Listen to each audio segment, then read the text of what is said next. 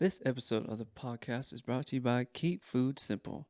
Do you have a busy, hectic lifestyle, always on the go, too busy to cook, and find yourself eating way too much fast food? Keep Food Simple is a Southern California-based food prep service that offers customized meals for all types. Whether you're a vegan, plant-based, whole food, paleo, gluten-free, keto, whatever it may be, Keep Food Simple has got you covered.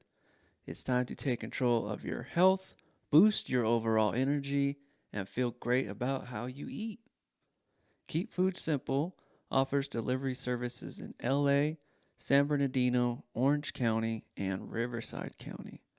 Orders can be placed at keepfoodsimpleprep.com. That's keepfoodsimpleprep.com. Use promo code ERB20 for 20% off your first week of meals. All right, guys, let's get into this podcast. Make sure you subscribe to the channel, like the video, leave me a comment, let me know how I'm doing, what more you would like to hear about. Also, this whole herb session thing can be found on just about any platform now. It's on iTunes, as well as you Android users. It's going to be on SoundCloud. Everything will be linked in the video description. Thanks for listening. Appreciate all the support. Enjoy. All right, folks. Welcome back. This is episode the Big 2-0. Super excited. I got Johann. Pleasure meeting you, dude. Welcome. Thank to you the for show, having me. man. I Appreciate you coming ya. on. Thank you for the opportunity. Yeah, cheers. What we got here? Rockefeller? Rockwell. Cool. Yeah. That's your sponsor, right? Yeah, I have a handful of sponsors. They're probably my biggest branded sponsor. Yeah. Just recently got them after my last fight. So Yeah, you're a MMA fighter too, yeah?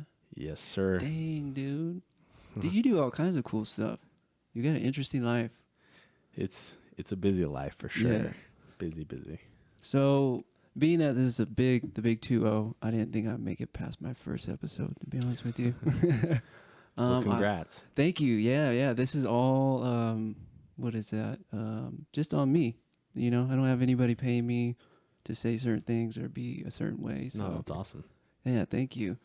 But this is a unique one, being that this is the first time I've ever met you. Yeah. This is actually the first legit interview who I don't know who you are. I don't know you personally. Sure. We were brought together by a common friend. Yeah. Who is very awesome. I appreciate her for doing this and setting it up. Shout out to Tani. Yeah, thanks, Tani. Appreciate it. But you have a unique, the little things I know a little bit about you. So you're former military. Is Yes. that correct? Mm-hmm. You're you are a police officer Correct. at current time, and you're an MMA fighter. Yes. So you're a busy dude. Very busy. Yeah. I guess where I want to start, I have my opinions about police officers or policing, I should say, in my last Sure. episodes. I have mixed feelings. No, yeah, I get.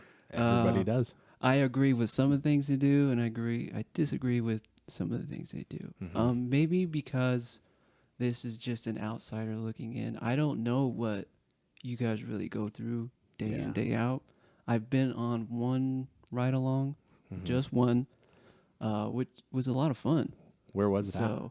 So back home in my hometown, Apple Valley. Apple Valley. What state Yeah. is that in?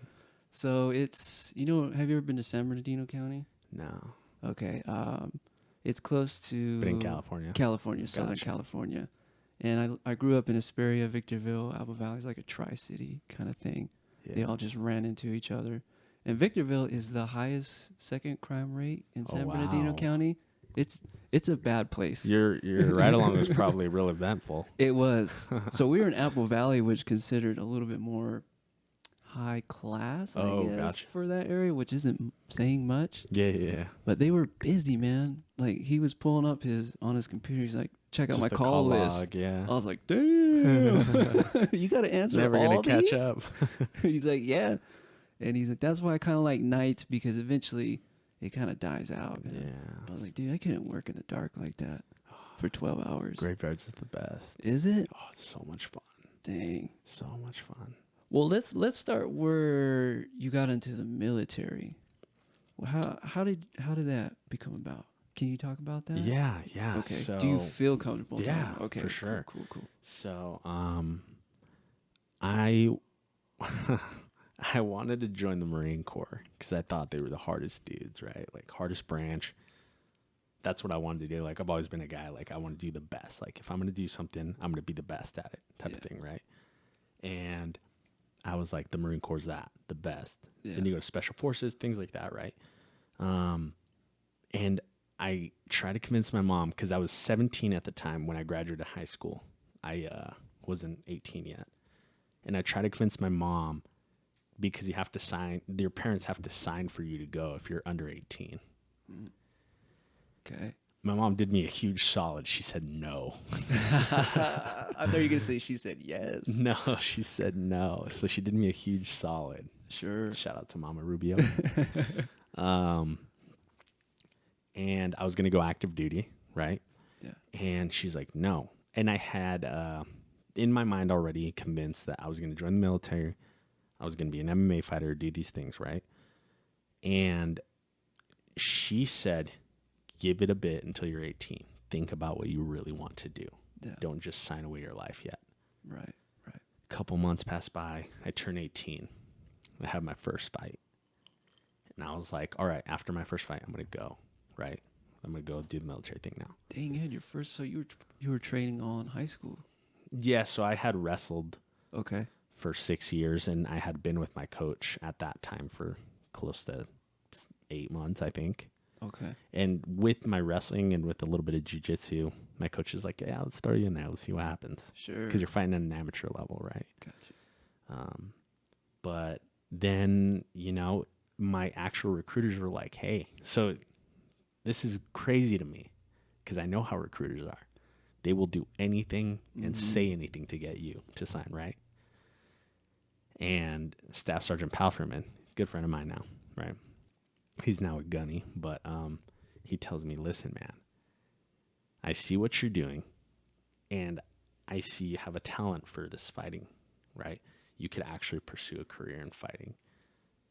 Why don't you go reserves instead of going active duty? That way you can stay here and fight, doing your fighting, and be in the military. 1 week in a month, couple weeks in the summer. He's like, worst case scenario, you don't like it, and you go active duty, right? You could still transfer it over to go active duty. Oh, I didn't know that you could do that. Yeah. I thought once you're in, you're like in. Well, so like if you're reservist, you can transfer to go active duty.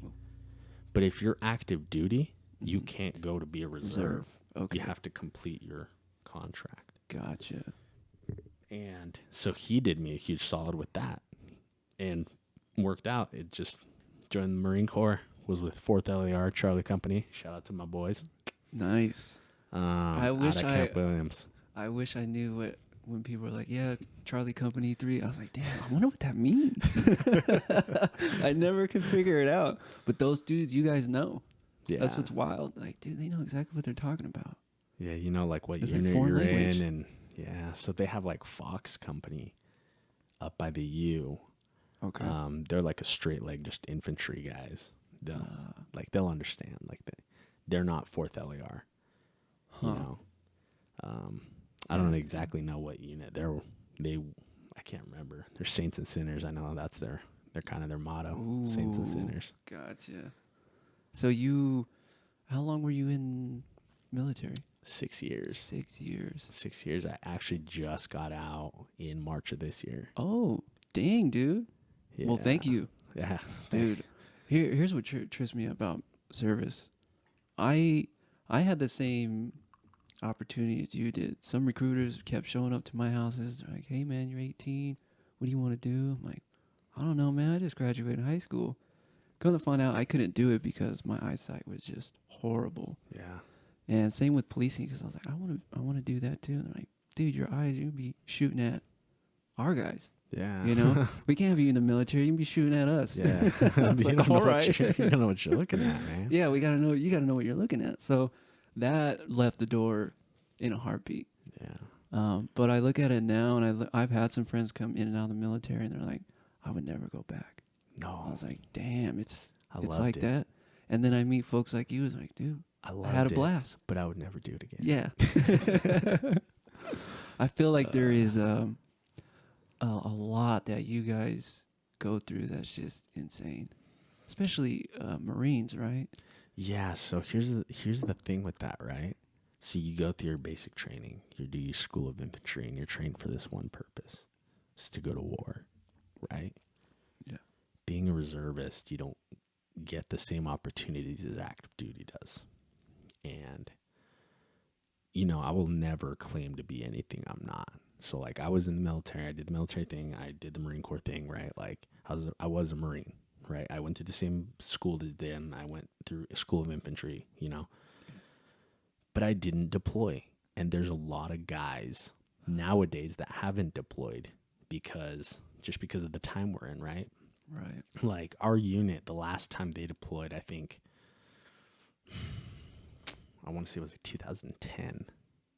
Dang. Was the last time they had deployed, and they deployed to like Afghanistan. And it was real hot, you know? Could imagine. And so when I went in, I was expecting like we were close to a rotation where we were going to go on deployment, but it was going to be a mule, meaning you're like touching, just for everybody to really understand, it's like you're kind of touching base at different places, like different countries, just to keep a rotation, to keep military out, right? But you're not in combat. Like you're training, but you're not in combat. You're not in scary areas usually, right? And our rotation didn't come. They never gave us the mule. A couple of deployments came up to go to Afghanistan, which I know like a couple of my buddies and I volunteered for. But here's the Marine Corps for you, okay? Here's the Marine Corps. Giving me the rundown. So I was a corporal at the time. Okay, so there's always ranks, right? So there's like private, first class, private, lance corporal, corporal, sergeant, staff sergeant, so on and so forth. So I was a corporal, right below sergeant. Gotcha. At the time, they were only taking sergeants to go to these deployments. Why is that? Because it's the Marine Corps. Interesting. Because I was an 0311, Okay. but I was also a scout, meaning I was just with our LAVs and stuff, But I was a door kicker. I was a team leader at the time. Gotcha. And I was like, perfect. This is perfect for me, right? Because you do this GLT where you go to the country, Georgia, for 5 months-ish, 5 to 6 months. You train them, and then you deploy with their army to Afghanistan for another 4 to 5 months, right? So it's a real deployment, right? Dang. But because I wasn't a sergeant, they wouldn't take me. They wouldn't take me and a couple of my other buddies that I thought were really qualified to go at the time, right? And we're like, this would be perfect. But they're like, nope, you're not a sergeant. Can't go. So at that point, I was like crushed. I was like, this is why I joined, right? Right. Yeah. That's why a lot of dudes join, and women. They don't take me. So a bunch of my buddies go. They go do their thing to come back. A second GLT comes up. I'm not a sergeant yet still. And they're like, sorry, man, we're only taking sergeants. And I was like, dude, why did I even join? What do you got to do to get to be a sergeant from where you were, from your rank? So you got to do classes and stuff. Okay. But the biggest thing is just doing your time and grade, how long you're the previous rank for, right? Okay. I can't remember how long it was to be a sergeant. Maybe it was like 18 months, 24 months of being a corporal. Okay. So you just had to put in time. Towards the end of my career, I became a sergeant. It was all good, but there was no deployments, and I was like, you know what? I'm over it. I'm over this just hit and miss. But so, like, shout out to all the people that actually went, that actually did the thing, right? Like, I did my time in the Marine Corps, and I did my time in the military, and I was ready to go. They didn't take me, and that'll always be a thing that I look back and I'm like, dude, that sucks, because that's what I wanted to do, right? But I won't regret it because it got me to where I am. Sure. But I would not do it again. I will make that very clear. Dang. So since you didn't make it and you never got to officially deploy, what do they have you doing in the meantime? Training. Just train every 1 weekend a month, a couple weeks in the summer. The coolest place I got to train was Latvia, which is next to Georgia, Okay. out by Russia. And Ooh. we went there for a month to train, and that was cool. That was a great experience. Very good training. And I mean, yeah, a lot of good experiences in the military. Made a lot of good friends, you know. Yeah. Friends, lifelong friends, you know.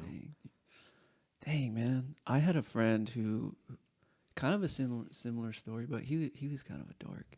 He went into the Navy, and I'm not dissing the Navy, but he went in because he lived in, like, he knew there was nothing else for him. Yeah. Like, that was his way out to the world. This fool joins. He spent 4 years every day just painting boats. Every day. I was like, bro, that's all you want to do? He's like, it's easy. I get to smoke cigarettes, and I don't have to deploy. And I'm just painting boats. Yeah. What, dude, for 4 years? But that'd be hard. I could imagine, like, you're doing all this training, like training that civilians have no idea is even going on, you know? Some hardcore stuff.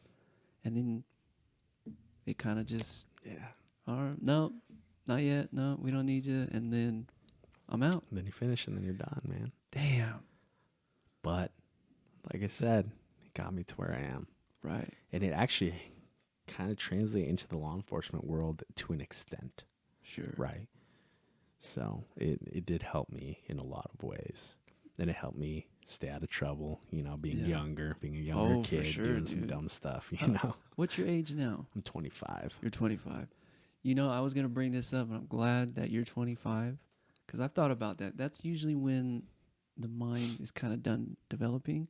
Mm-hmm. So you had all this, like, really good training. You've been put under a lot of stress. You know how to handle the stress. Now you're 25 in law enforcement. Yeah. I think that would probably be the new thing. When I look at law enforcement, I'm 35. Mm-hmm. So I kind of get to say a little something because I'm older. You know, I've kind of seen things a little bit. I get to use that card. But when I see like 20-year-olds that are police officers, I'm like, what makes you think that you're ready to handle anything Very young. at that age? Very Adult young. stuff, Sure. you know? That's just how I look at it. I think if you have, you know, you got training, you got wrestling, you know how to take down dudes without reaching for the gun first is the new thing people talk about. Yeah. Shoot first, ask questions later. Right. And I think that would be a 20-year-old mentality. And me at 20 years old, dude, someone gave me a gun. Why not use it? You know? That'd be the first thing I would reach for. Yo, and they send 18-year-olds out to war. Yeah. Same thing, bro. Same thing. Wild. Just shoot. I'm like, dude, I don't know if that's a good idea. But it kind of worked out for you because you didn't get to go and have to, I guess, I'm not trying to disarm what you went through in your training. But you were never like, they weren't like, all right, just shoot. Keep shooting. Yeah. You know? And they do a really good job of instilling in you, especially in the time that I went in, because it was less of a wartime, right? So it was more of a peaceful era, they would say. Obviously, stuff still goes down, you know, for all sure. the time. Things we don't know about. Yeah. Things I don't want to know about, to be honest with you. But, you know, like, it's just, they train you really well to understand who you're shooting at and why you're shooting at them in the military. Sure. They're not just like, hey, here's a gun. Go shoot those guys because they're wearing the wrong uniform, you know? Right. So I think they do a really good job of that. But like I said, especially now that we're more in a peaceful era, back when it was hot, you know, Desert Storm, I don't know what they were training back then. Dude, but I could imagine it wasn't anything good because they were probably going hard. They were like, dude, we need to freaking hit the ground running, which makes sense. Yeah. But now it's a different time. It's a different era. It is a big change in a lot of things. But I think the training you had, my take is like you're one of the few special ones, I should say. You've been in the military at a young age. You understand how to use a firearm, when to use a firearm. Yeah. I think what policing needs to change is there needs to be like military training for a good year before entering police training. Something along these lines of I just find it really weird that a high school kid can go right in So, with I don't know if it's changed.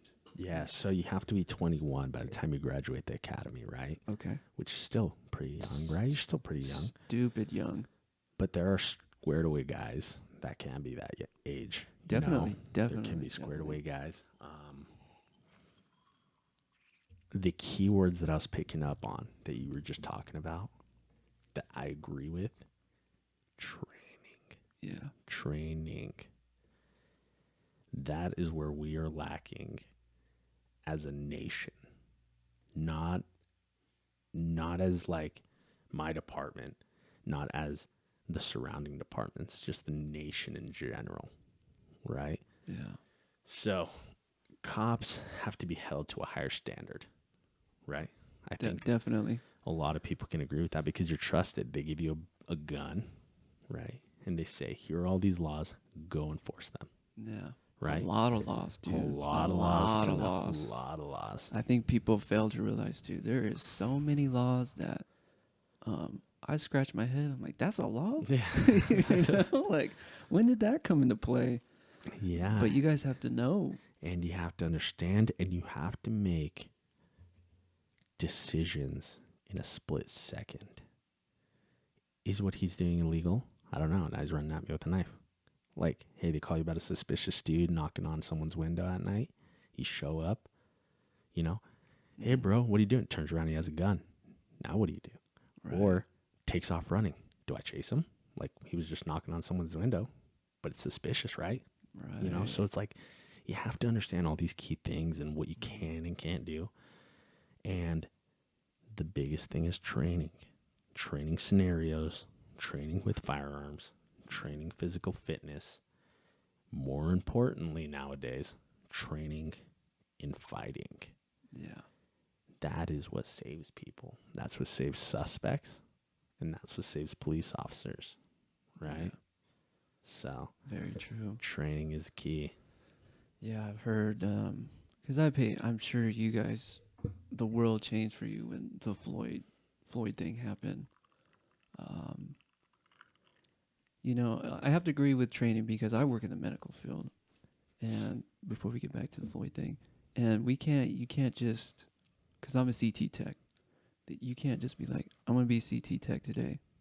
No, this a couple years of training. Yeah. And that's for you to kind of understand things. And then once you get a job, there's more training. There's more policies, procedures. Sure. I'm not saying mine is any close to what you guys have to go through, but I get you can't just wake up and be a 21-year-old and think you have like enough training, you know? And I hate to bash the younger folks. Like you said, there are some dudes that are savvy and they got it.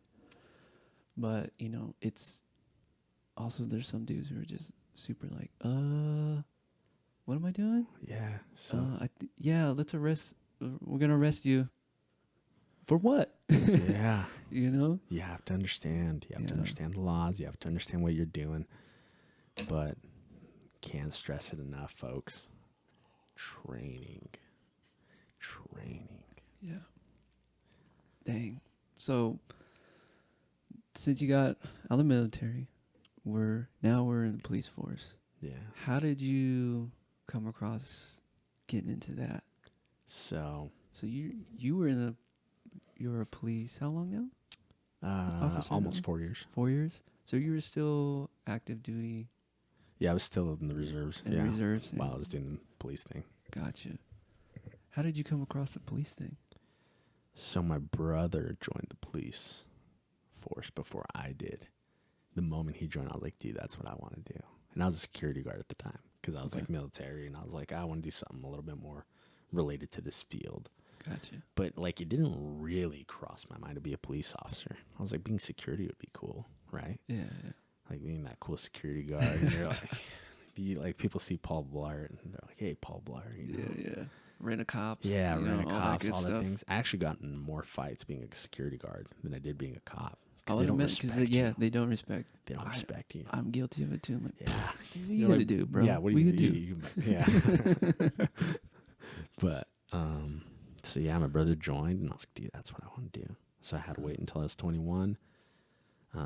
Started applying, but like I had the military thing already. Yeah. I had already had fighting experience, firearm experience. So it's like the biggest thing was learning how to talk to people and just random people and learning how to be authoritative, right? Because like a lot of people don't like confrontation.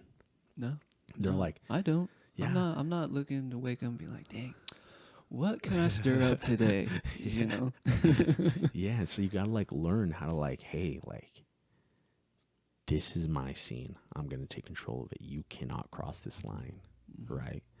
Or you need to learn how to talk to people like, hey, some dudes, you just got to be chill with, even though they're doing bad things, you just got to be like, listen, bro, like, I get it. You don't want to go to jail, but let's just do this thing real quick. Like, Yeah.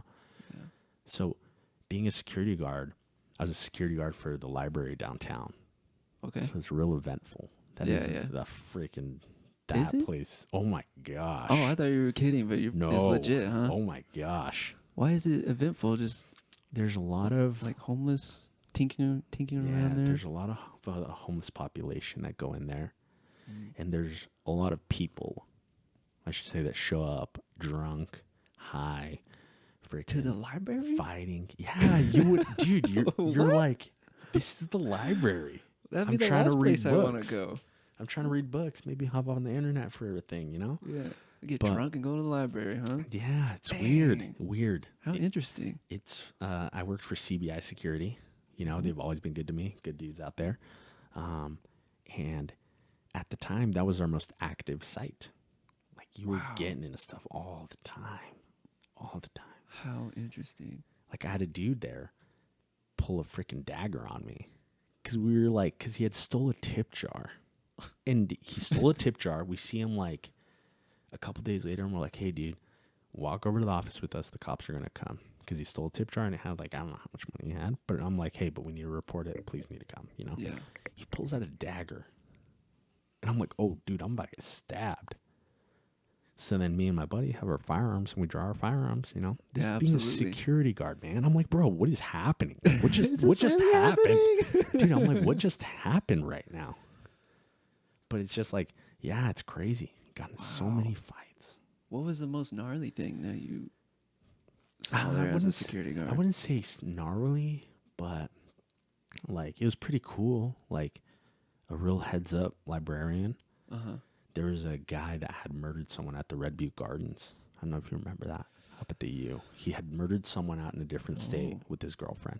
Whoa. Comes over to Utah. Murders this, I think it was a male in his car, tried to like carjack him or something, kills him. And it's Halloween. Man, this is back in like 2016, 2017. And maybe 2017, I think. And the whole city is like on lockdown. Like they're looking for this dude. It's Halloween day.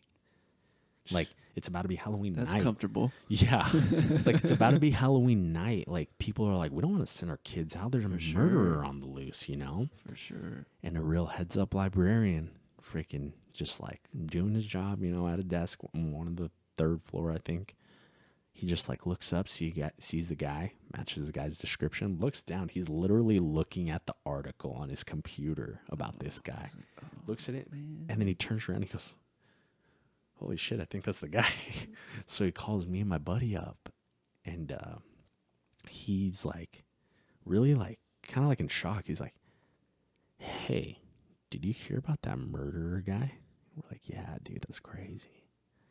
And he goes, I think he just walked into the bathroom. We're like, what? Ooh. And he was so serious. Like, I just remember that. Like, that oh, this is happening. Yeah. This is happening. The security guard that I was with at the time, not about that life.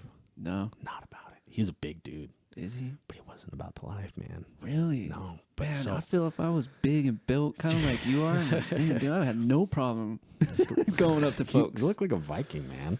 Dang. But he and wasn't was- about that life, no? man. No. Wow. So Some we big walk over to dude, the huh? bathroom, and I tell him, I'm like, hey, there's still people in there with him.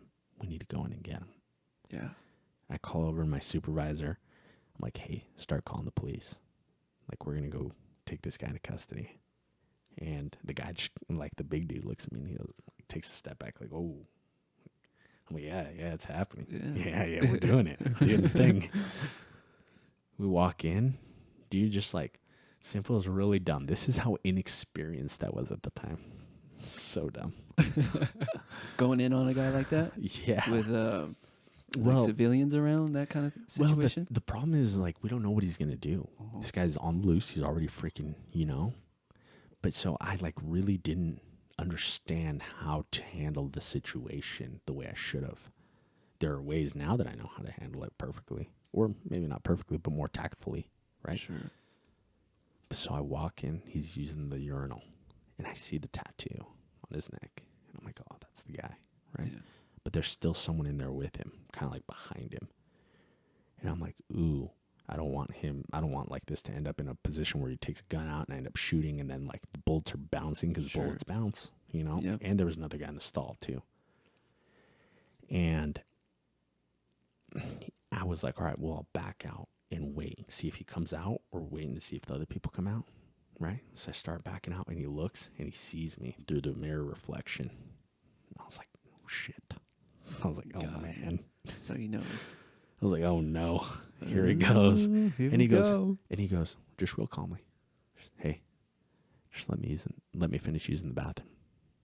And then I'll go with you. I was like, all right. Okay. Sounds good to me. Just real calm. So I come back out and I tell everybody, I was like, hey, he's going to come out. Civilians walk out, whatever, walk back in, and he's leaving the urinal. Then he comes over, gets on his knees, turns around, and I just put him in cuffs. Whoa. Me and my buddy. And I was like, whoa, that was fast. That was easy. Yes.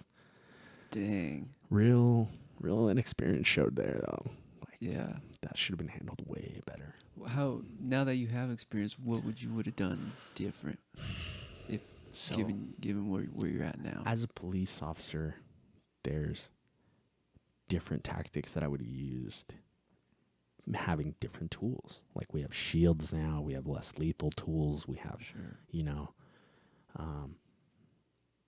like, I think a best situation, right? You're using a shield. Get in there with the guy, right? Pin him against the wall, right? Having there being civilians in there, now that makes it different. That makes it a lot more complicated, right? Yeah. Maybe we don't peek in there yet. Maybe we see if he just walks out because there's no stimulus. Like, he's just using the bathroom right now, right? Right. So maybe we just wait out, see if he walks out, then handle it, right? But maybe it's a false alarm. Maybe it's not even the guy, So a lot of different things. But as a security guard, I think the best solution would have been is if me and the guy would have just pinned him while he's taking a leak. Just pinned him against the urinal. Boom. Freaking Gotcha.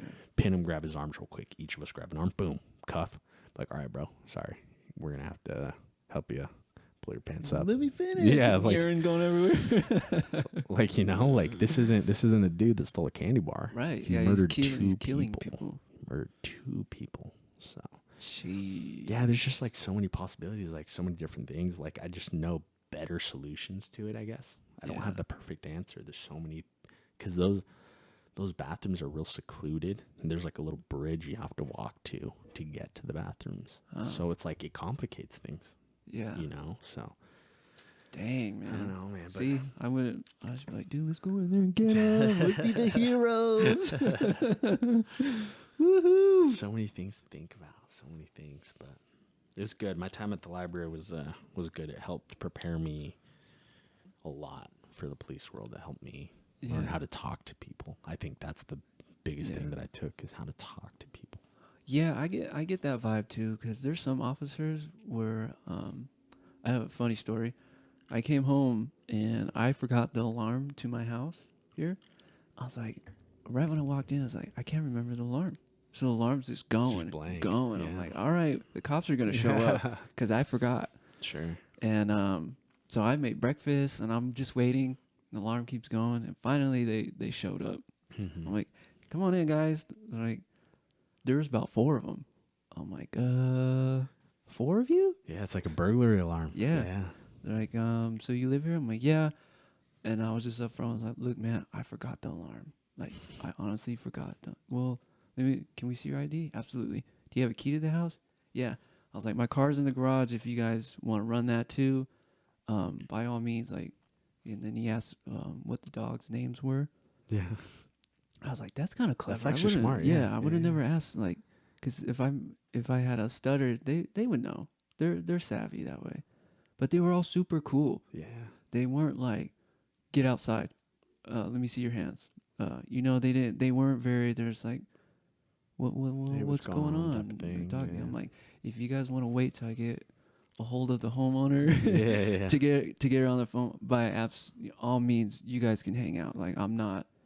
I just forgot. Sure. And they're like, nah, it's cool, man. Like, you have a good day. Just, try write that code down somewhere and stuff like that. Yeah. But they talked to me like a normal person. Mm-hmm. They weren't hustling me. They weren't like stern with me. Because I've had some cops who were stern with me, and I'm stern right back. Like, that's not the smart thing to do either. But it's like, dude, like, I wasn't looking for trouble. Like, Sure. You pulled me over, you're asking me, and you don't. But then I have to think about, like, they don't know who they're walking up to. They don't know who's in the house. You know what I mean? Yeah. They don't know if there's somebody you hiding don't. upstairs. Yeah, they don't know. You They know? don't know. Like, you could look like, hey, dude, I'm just chilling, right? Yeah, I could have But played you're it the off guy. really Yeah. good. Sure. I could have played it off like, man, all right, yeah, he lives here, and I don't. Yeah. You know? Yeah. So I have to think about that too. And I think the world needs to start understanding that too. Like, yeah, there's a lot of mistakes, and it's all over the news, especially back to the Floyd thing. That was something that should have never happened. And unfortunately it did, and everybody saw it. And now everybody wants to defund. And I was like, dude, look at what Portland did defunding. Not working out. Not a good place to live. Mess. You know? So I think we need to understand too, if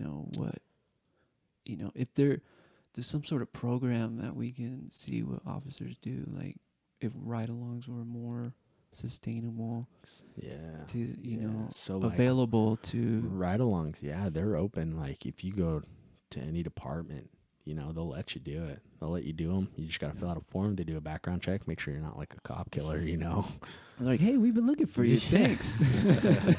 Thanks for coming in. They're like, yeah, sure, come for a ride-along, yeah, bro. Yeah, come for that ride-along, dude. Sit in the back seat. Take you right over to jail, dude. Thank you. But yeah, no, I agree. I wish people would understand more that, at the end of the day, cops just want to go home. They just want to do their thing, help people that they can help, and then go home. Yeah. Take their breaks when they can, if they can, if it's not crazy. Yeah. And then go home. That's it. I agree, man. It's just, it's hard because then I don't know if you've even had to fight. I guess if it's okay, I bring it up, but the racism issue, the stereotypes, it's and you're not a white cop. yeah, I'm and Hispanic. I'm not mad dogging white cops. I'm Sure. just saying that is the narrative in the world right now. That is the narrative white in cops, the world. Racist. And I've actually, in my time in law enforcement, with all the different agencies I've met, with all the different people I've met, I have not met a cop that I'm like, this is my experience, right? Sure, absolutely. I have not met a cop that I'm like, wow, I think this cop's racist and this is an issue, right? I have never met a cop where I've been like, hey, I should probably bring this up to somebody. Like, this is an issue, right? Yeah. And I'm not saying there's not bad cops out there. Oh, for sure. We've seen it on TV. There's bad cops out there for sure. But bad I guarantee 99.9% of the cops out there are good and just trying to do their job. Yeah. Are some of them not as good as others? For sure. Like, maybe they suck, right? Not as athletic. They're not, overweight. Maybe they're not up to speed on their laws and their policies. Like, yeah, they should be 100%, right? Yeah. But I have not met a cop where I'm like, man, this is an issue. He's racist, right? Where he's racist or he's treating people based on just the way they look, you know? But it's just like one of those things, like I've never really, you know, people call me racist all the time, dude. It just goes over my head. And I'm just like, whatever, man. You can call me whatever you want. I've been called worse, you know? Oh, I bet. It just goes over my head. Like I had this Hispanic kid. We had the same last name, call me racist. You find that interesting? I'm like, bro, we're cut from the same cloth, dude. Yeah. I'm like, you're calling me a racist because I'm wearing a police uniform. That's why you're calling me a racist. I mean, how do you have to fight that a lot out there? Do you have to pull people aside and they just obviously say, you're doing this because I'm this ethnicity, or do you get that a lot? You know, I have gotten it a bit, but not a ton. I've gotten it a bit, but they're actually pretty, like, some can, obviously you just can't get through to them. You can't reason with them. Right? Sure. You can give them all the facts straight to their face. Like, hey, this is this and this, right? Yeah, we got you on camera. You're stealing. It's you. Nope. It's because I'm blank, right? Like I'm XYZ. Yep, because I'm white, because I'm black, because I'm Hispanic, you know? That's why you're doing this. It's like, no, bro. You're the suspect. Yeah. You're the one that was caught on video doing this. You were the one that they told us to look out for. We stop you. You have the burglary tools. You know, you have the items that they said you stole. Right? Like how much more clear can I make that to you? Yeah. And so it's like the biggest thing is there's just people that are going to say what they say because they want excuses. They do bad things and they want an excuse. And it is what it is. You just can't get through to them, you know? Hey. But like I said, yeah, there are bad cops out there. I get that. We need to weed those out for sure. We don't want them on the department. Nobody wants them there. Yeah, I don't think even civilians want that. No. Like, no, dude. I want cops to go home. I don't want to do that job. Dude, that'd be the last job. Now that I'm older, I don't want that job. No thanks. When I did that ride along, I was like, why are we're grown adults breaking up grown adults? Yeah.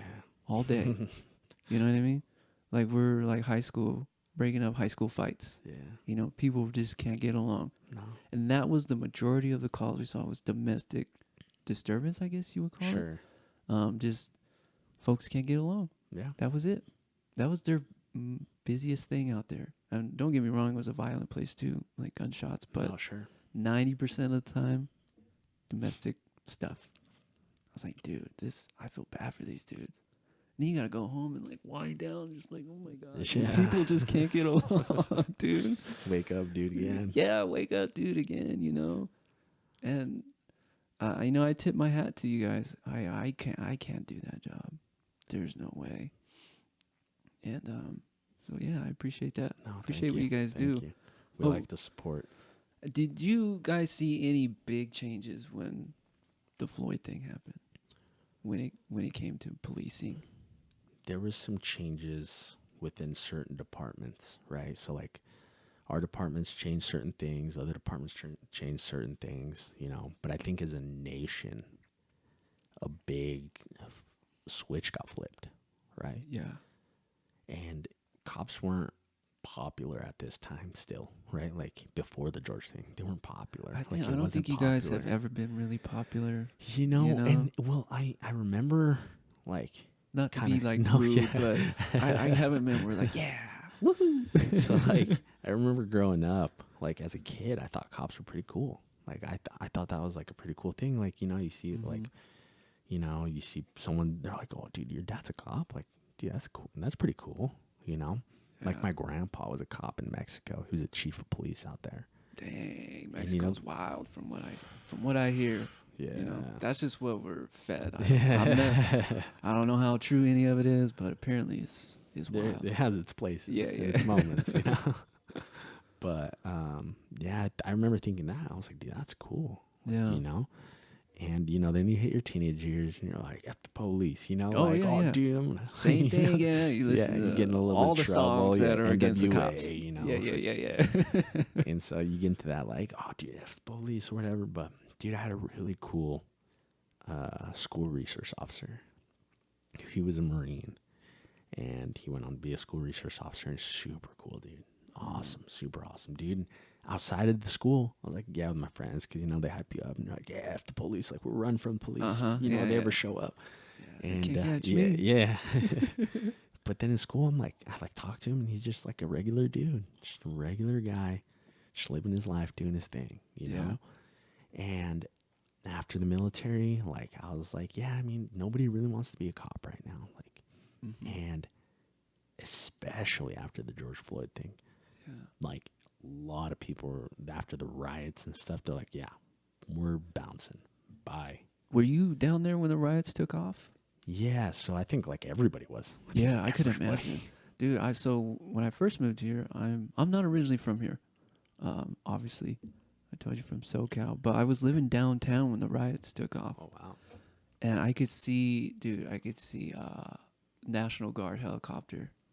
I think it was National Guard that was out roaming the street. Yeah, and I could see it from my window. I was like, oh my God! And then I could see the smoke. And then I could see the crowd. I was like, dude, it's right in front of my house. Yeah. And then I actually was working up at the U at the time.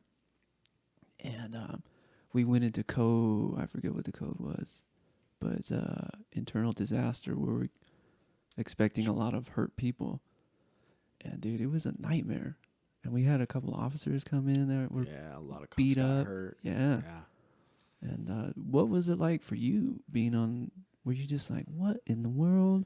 It was just an insane event, I think, overall. Yeah. For everybody, right? Worldwide. Like people are yelling at you, and that's what you train for. Like, so I was actually part of the riot squad at the time. So, like, part of the actual team, right? So I'm like, I have all the gear. Like, I was prepared, right? But, dude, you have guys from Sandy, freaking Draper, Spanish Fork showing up. They got nothing. Nothing. Dude, these are guys that are standing right next to me that are standing in their uniforms, man. We're getting freaking. I saw a hatchet fly through the air at our cops. Hatchet. Freaking manhole covers. Wow, they were getting manhole covers. I got hit. Huh? Yeah, I got hit with a freaking the freaking electric scooter thing. Dude. And I'm like, dude, and these guys are just like, they have the guts to come out here and just sit here and freaking take it all with us. And I'm like, that's when I was like the police world were tight. Like those guys were willing to be there next to us. Yeah. Take all this and have our backs, right? And it really that was like a super huge event that turned my mindset. That I'm like, these guys will always have my back, right? No matter what. I remember I passed off my shield and, stuff to someone else because like, dude, take this. You have nothing. Yeah, right? yeah. So it's just like... That's crazy. They call them into a riot and then they don't have riot gear for them. Yeah, well, it's just not. It was just like nobody expected it. Yeah, I shouldn't say, we should all have riot gear, but not really. This is Salt Lake City. Yeah. That wouldn't happen here. Yeah. That happens in LA. That happens in New York. That happens big in Chicago. Yeah. Like, this is Salt Lake. That's not going to happen. We're going to have 10, 20 people show up and freaking create some issues and then get arrested. Yeah, dude. That's what tripped me out when I moved here. I'm like, dude, I've never heard anything about Salt Lake acting up. Nobody does. Then all of a sudden, dude, they are on the news. I got people back home saying, you okay? Yeah. I'm like, dude, Utah's on the map. Yeah. But like, huge shout out to all those people that showed up, Doesn't matter their size, doesn't matter their race, doesn't matter their gender. They showed up and they got on the line, man. They were ready. They're ready to defend the other cops and the people in the city, right? Yeah. The civilians, the people that don't want to be in that don't want any part of it. The people that don't want their businesses destroyed, their livelihood. How people that own those small businesses that got trashed, it's like, they're small family-owned businesses, and it's like, who gives them that money? Right. Maybe insurance, right? Right? Maybe. Right? Maybe. Yeah. What kind of insurance do you have covered for a riot? You know, like, I don't know. I don't know. I'm not a business owner, but, you know, I can't imagine it's like the next day they're like, oh, here's a check. Like, you know, Yeah. it probably takes a while. Yeah. And if their main income is coming in from day in, day out, them being there, they're not getting money. They're not able to help their families, you know? So it's like, dude, hats off to all those people that showed up, freaking help out, you know? Yeah. Yeah, it was, dude, I think I saw a dude down there with like a crossbow shooting arrows. There's crossbow dude. Yeah, crossbow dude. Crossbow dude. She ended Yeah, up on the news. Yeah, he made the news. I was like, well, hold up. Yeah, There's a dude down there shooting arrows? Yeah. For what? I have no idea. I You have know? no idea what was going on with that. And don't get me wrong, I think we all felt, when I saw the video, I was like, wait, what happened? And then I saw what this officer did. I was like, man, that was hard. That is disturbing. And I get why people are upset, but to shoot arrows and throw hatchets, Or it's like I don't know what that's solving. even you know? like, yeah, just rioting in general, right? Like, why is that? Why do they think that's going to catch anyone's attention? Like, why do you think that's going to be the change? Yeah. It's not. Yeah. You destroying other people's livelihoods is not going to change anything. Yeah. It's just, I wish there was a better way for people. I think that's the only way people feel to be heard. Yeah. You know, I don't have time to go to court and fight, you know, and spend money I don't have Sure. to change the way policing should. I get why protests did happen, but I also remember, like, when's the last time a protest actually worked? Sure. You know, laws need to be changed. Yeah. You know, people need to understand that things can't happen overnight. Like, if something wrong happens, like, let it take its course, right? Sure. So, like, with that whole ordeal with the George Floyd thing, like, lack of training, understanding, and just a bad cop. Yeah. Right? Like, I will say that. Like, I don't think that's a good cop. Like, who does that? Yeah. Apparently he had a record too. And Yeah. they and that's where it comes back on their department. Like, hey, this guy's got a temper. Yeah. I don't think he should be out there anymore. Yeah. And they just let him keep going. So I see why they're upset about that too. Yeah. And like, the biggest thing, like, I can't stress it enough, is training. Like, imagine if that cop had some jiu-jitsu training in his life. Yeah. He's not putting his knee on someone's neck. No. Like, he'll probably freaking wrap up his arm, Kimura him. Oh, he's still thrashing? Okay, I'll fold his legs up, you know? Yeah. You know? And you just hold him in a good position. Use my freaking hip control, knee on belly, knee on waist type of thing. And he's not getting out. He's not moving. He's not doing anything. Oh, now he's spitting? Okay, well, I just use use the pressure that I have on his hips. Now I'm putting my hand on his head. Now he can't spit at me. Yeah. Now we're putting a spit hood on. Okay, now problem solved. Simple. Yeah. Right? And I think that's the biggest thing, is that, I know we kind of spiraled off. No, you're good, man. But, like, I can't stress it enough that cops need training in their life, and that would solve so many issues, so many excessive force complaints, so many problems, so many deadly force situations that don't need to be deadly force. Yeah. Maybe they constitute it. Maybe it's justified. Yeah. But maybe it didn't need to get to that point. You know, maybe using your set of skills that you used during training, you didn't let it get to that point. Or going back to what you said, just simply talking to people. Yeah. Like they're people. Verbal judo, they call it. Yeah. Hey, can I talk to you for a second? But let it only get to that. Man, I've seen some of the more experienced guys. I've seen the way they talk to people, and I'm like, that dude's going to fight us, right?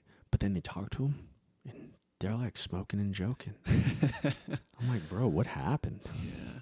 I'm like, teach me how to do that. Like, Yeah, it's just, I think it's those officers that have seen it, that you've seen it too, where they go, not even to escalate it even further, let's talk to him real quick. Hey, man, what's up?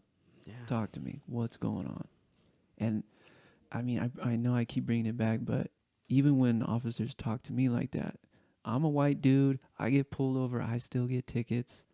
I don't get out of them, but they talked to me like, hey, you know how fast you're going? I was like, nah, but I'm sure you're going to tell me. And they get, they get a little chuckle and they're like, I got to give you a ticket, I was like, fair enough, dude. Like, at least I always tell them, well, thank you for being nice. Yeah. You I know? appreciate you being calm. So, calm breeds calm. Yeah, it does, dude. You show up and you're tense and you're like, hey, like, wait, what are you doing? Hey, Yeah. like, hey, come here. Like, like, dude, nobody wants to be talked to like that, especially when you're stressing. You got your hand on your gun already. Like, maybe the situation arises. Maybe it needs to happen. There are situations that need that. Yeah. Situations where you need to show up with your gun drawn out. But when you can just talk to people like, hey, bro, what's going on? Like, what happened today? Like, why are we in this situation? Why did we get called here? Yeah. Like, it does help. Calm breeds calm. Yeah. But that's funny that you mentioned the tick thing, man. Dude, cops aren't immune to it. Your boy just got a ticket 2 days ago. Oh, you got one? Out in freaking Wyoming. Ooh, you got one? Yeah, man. I got one. Dude, I never got one in California for like 10 years. I moved here. I've had visits from the cops 3 times. So I got one out when I was headed out to, what's that place out there? It's out in Arizona. Not Moab. Oh, Zion's? No. St. George? No, other way. Anyway, I was headed out that way. And a homeboy pulled me over. I was going 9 miles over the speed limit. He's like, I'm going to give you the lowest ticket. I was like, can you just not give me the ticket? This guy had nothing to do, though. This was a dead. No, yeah. They got nothing. Nothing. And he's like, we got to look like we're doing something. I was like, whatever. Give me the ticket. It was only like 100 something. I was like, fair enough. But then I thought about it. I was like, he gave me the lowest he could give me. And the ticket was about 1 something. I was like, not the end of the world. Sucks. Sucks. Not the end of the world. Not the end of the world. And the second one, I got pulled over by highway patrol. Merciless. Dude. Merciless. Minding my own P's and Q's. But here's what's funny about the laws here, which I was about to debate her with it, but I was like, she's letting you go. Just shut up.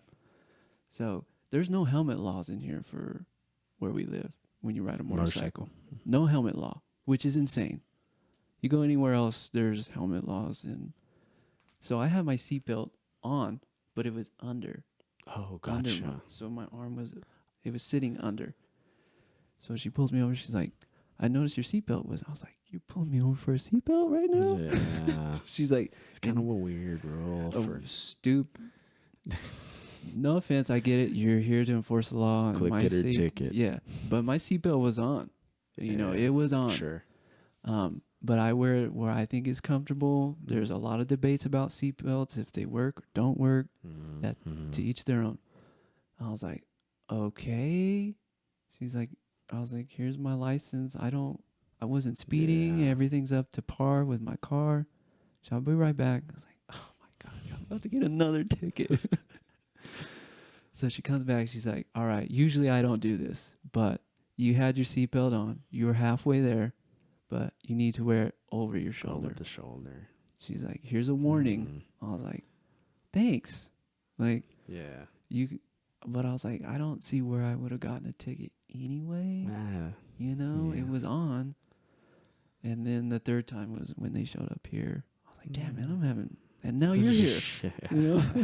So, I don't know what it is. I guess I need to, like, get to know the system. Get to know, like, how these folks, what they go through. Maybe I need to understand better. Yeah, it's... But you got a different ticket, lifestyle. Huh?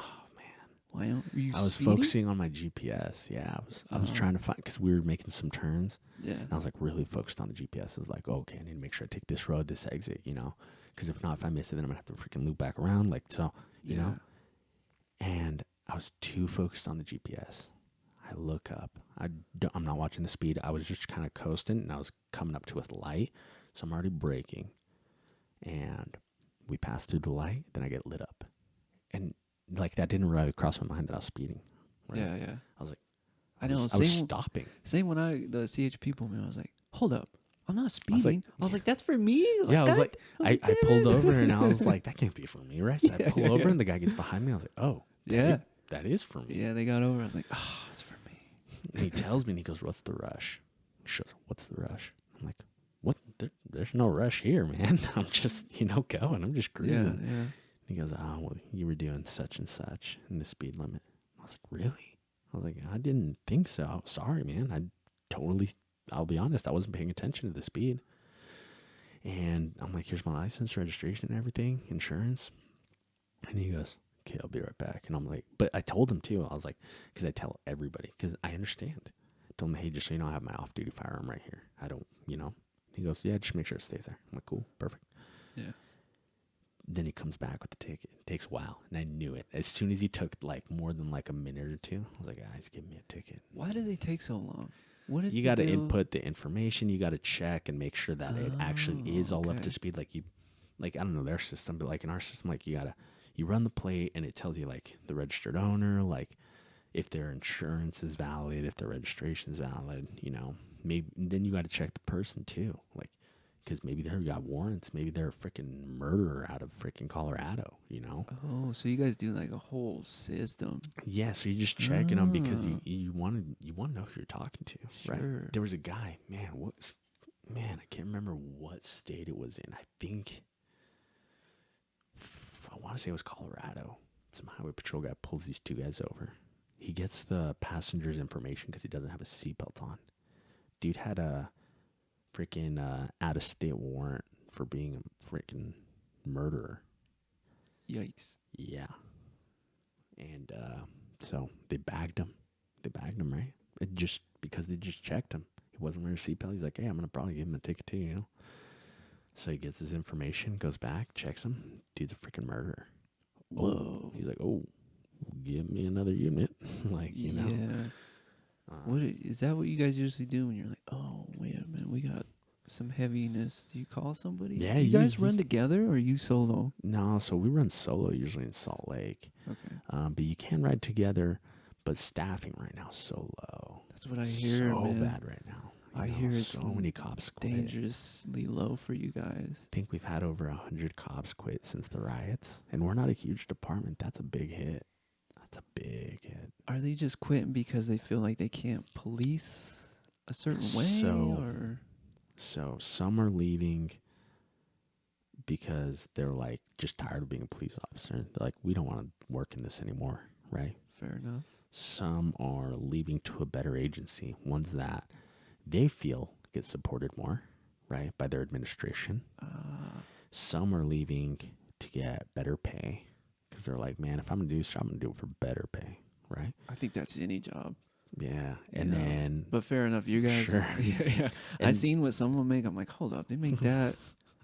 that I make more than them. Yeah. And I'm not out on the streets. Yeah. And then some are just retiring early. They're like, I'm over it. Sure. I wasn't going to retire, but now I am. I'm done. Over it. Can't do it anymore. Do they think, is it early retirement just because they're like, too much scrutiny, too much under the microscope of things? Yeah. And I don't blame them. I don't blame anybody that doesn't want to be a cop anymore. I don't get it. I mean, I don't blame them. I don't bag them, They did their thing. Balance, man. I get it. For sure. Dang. That sucks, though, because you need them. Yeah. And what's the world going to come to? I don't want it to be left up to us. Where we don't have cops. What would that world be like? There's too many crazies out there. Anarchy. Yeah. Anarchy. You better be stocked up on ammo. You better be stocked up on freaking food. Yeah. Because if not... People rob. People do not care, man. Or if you did stock up, okay, let's say you did stock up on ammo and food, you better be trained. Because if not, then you just stocked up for the guy that is trained. That's what it is. Yeah, comes down to it. Someone's going to boot your door in, take your food, take your guns. Dude. So you better be ready. You better be trained. That's my fear. I'm like, dude, that's what's happening over in Portland. I don't think people, the people have shied away from this aftermath of decriminalizing, and go take a good look at what Portland's going through. There are murders going on, and cops cannot. They just go, I'm not going over there. And not worth it. It's dangerous, man. Very. Portland, all Chicago. I'm going there next. You just have to know where to. There is a bad part.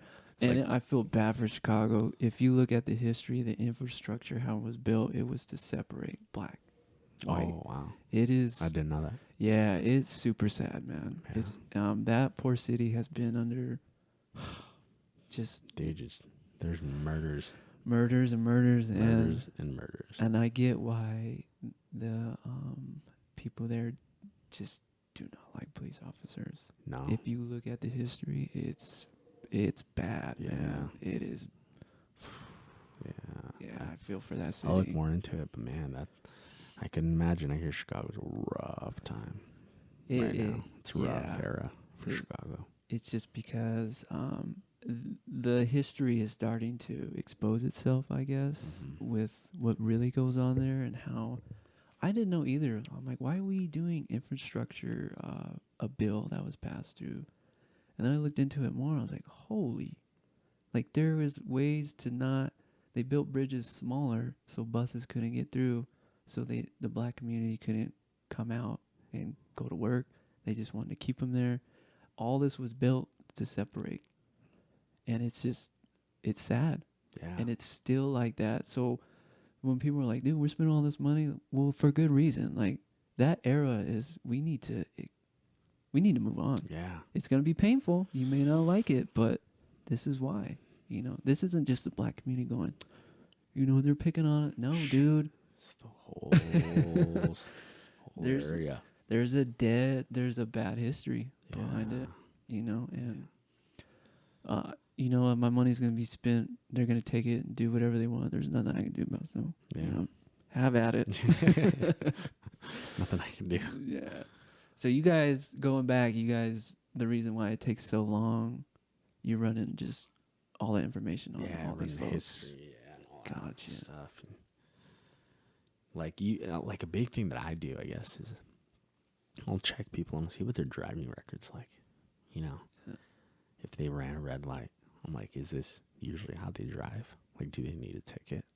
Like, to understand, like, hey, you can't be driving like a freaking maniac. Yeah. Or is it just maybe a bad day? Like, did they just make a mistake? And you just talk to them. Hey, dude, I get it. You're having a bad day. This happened, whatever you told me, I'll take your word for it, man. Just drive safe. Here's your warning. And I can't say every cop does that, but I've actually, the amount of tickets I've written, I could probably count, on both my hands. Like, I don't write a lot of tickets because I understand it's hardworking people just trying to live their lives, They're just trying to live their lives, and, they mess up. And if you're texting and driving, then I'm going to give you a ticket 9 out of 10 times because, like, dude, that's dangerous. Like, it is. That's not, I was having a bad day. Like, no, you were like on your phone. You were texting, had your eyes off the road. You freaking could have hurt somebody. Yeah. Like, Yeah. And so I think that's the big thing that I've seen in Salt Lake is that a lot of cops are understanding. They're very understanding about people's situations. They cut a lot of people breaks, and kind of like what you were saying back about the news, right? The cop does a bad thing everywhere, all across the nation. Everybody sees it. You are on freaking the big screen, right? Yeah. But when cops are doing good things, nobody sees that. Just the people that they dealt with. When someone freaking saves someone from a burning building, when a cop saves someone from a burning building, when a cop saves someone from some freaking dude that's high on spice that broke into his house, like, nobody sees that. Nobody cares. I know. Right?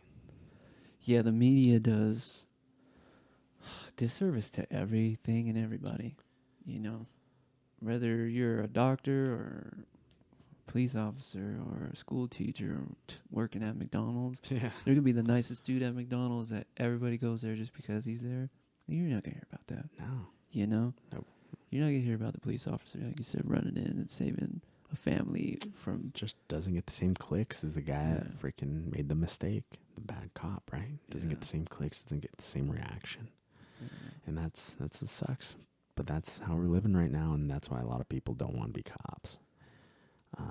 So with that, how are you guys working, like triple overtime? Like, how does that work? We're just working with really understaffed squads right now. Dangerously understaffed. Is there a way you guys are trying to, I don't want to say recruit, but they're trying to hire more people and tell them like, hey, they're incentivizing like with raises and and like, yeah, I guess that could work at some point, right? Yeah. But so like, okay, statistically speaking, right? If let's say 5 cops retire a year, just normal retirement, right? We just hired 25 dudes. 6 months down the road, they finish the academy. So that's just the academy. Okay. So right now we're minus, for the year, let's say we're minus 30 people, right? Because it's those 25 that we want and the 25 we're lacking and the 5. And so 6 months down the road, they finish the academy. Let's say 21 graduate. Okay. Yeah. They got to go through FTO training. Okay. So now. FTO is? So it's a field training. So okay. They have to go with the field training officer for another like 4 months. So they go with them for the 4 months. Let's say another 3 don't make it. So now there's 18 left, right? So now we have 18 brand new cops that like maybe can be on their own, maybe can't. Some get extended. And we have 5 older cops retire.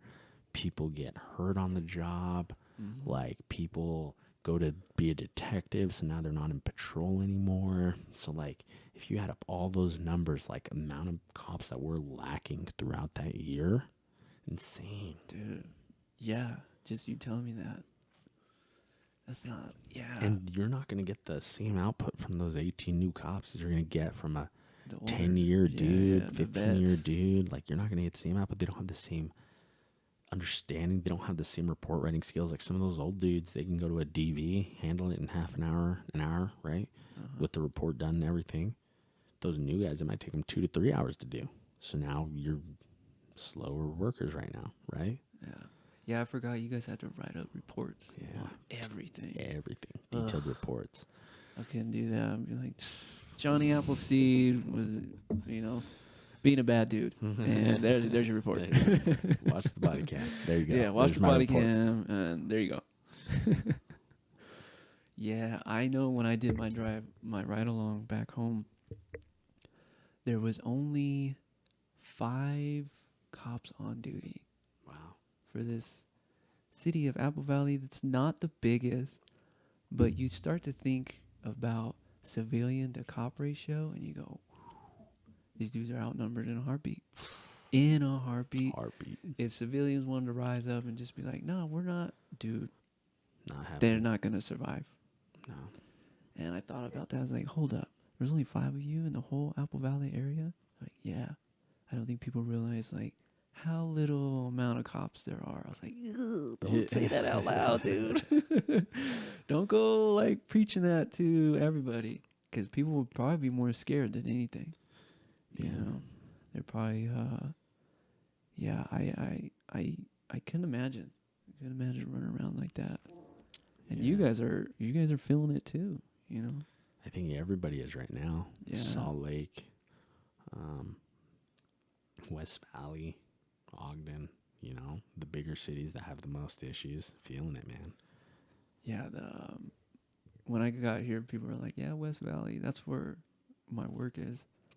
Like, stay out of West Valley, it's ghetto. I was like, so I go over there, I'm like, this is your ghetto? Yeah. Like, this is really cute, you guys. Yeah. This is the cutest ghetto I've ever seen. They're like, what do you mean? I was like, bro, you should come to my hometown. You want to talk about ghetto, meth labs, tweakers, the worst scum of the scum? I could show you ghetto, dude. Yeah. And that's a big thing that people think too, is they're like, dude, you're in Utah. There's no issues. You're in Utah. It's Mormonville. Yeah, that's all it is, right? There's different types of issues here. Yeah, there's different types of issues. And there's different areas. Like, there are some places in West Valley that are a little bit more ghetto than others. Yeah. There are places in Magna, a little bit more ghetto than others. Kern, same thing. Yeah, Kern. Glendale, Rose Park. I'm not cruising through there on a Friday night by myself, but there's such bigger issues in other states that people, like, I'm like, dude, we have it good. We have Yeah. it good here, Yeah. you know. And there are some issues. There are some freaking d bags out there that freaking do some stupid stuff, but you know we have it good here. Yeah. Yeah. It's probably one of the cleanest cities I've ever either strolled Mm, through or even living here. I haven't lived in a lot of cities, but coming from Southern California, I'm like, dang, dude, this is pretty clean. Generally pretty safe, sure. you know. Not a whole lot to do. It's not like a booming city, I should say. Yeah, it's not a party city. That's for Yeah, sure. I think that's what the word. If you're coming here to party, Yeah, this you know, ain't this ain't this it. ain't it. There are a couple bars here and there, cool Yeah. clubs, whatever. But it's a big outdoors place. It's a Yeah, big outdoors yeah. place. People love the outdoors here. Yeah. Um, with all that being said, have you guys have any issues with the homeless population? Having to control that lately? Huge. Huge. Huge. Yeah. It's just like what's the answer? Dude, I don't think there is one. What's the answer?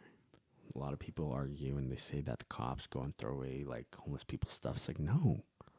Cops aren't throwing away anybody's stuff. The health department is.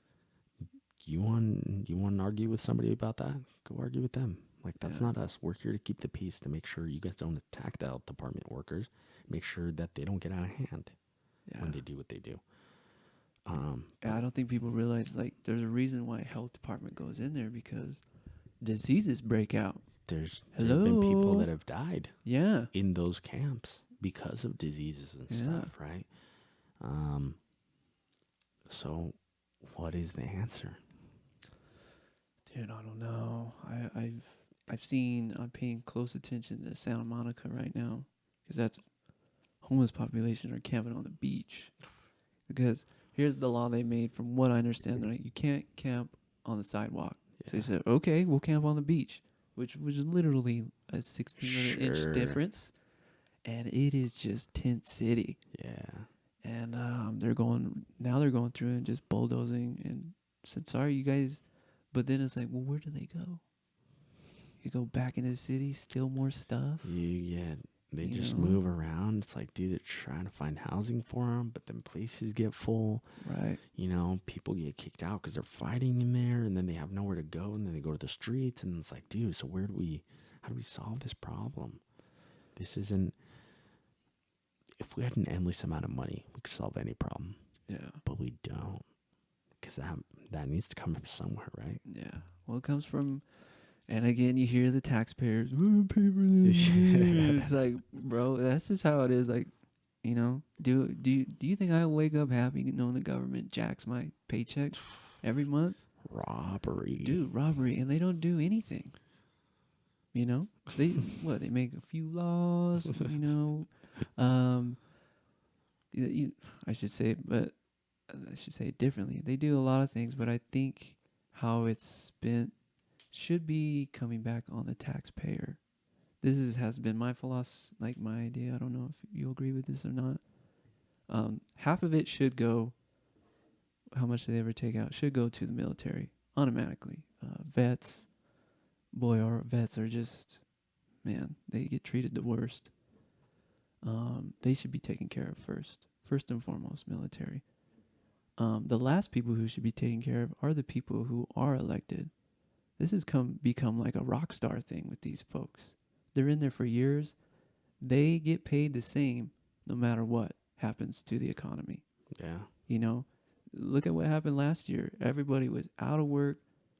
More people on the streets. These guys are still getting paid the same no matter what. Mm-hmm.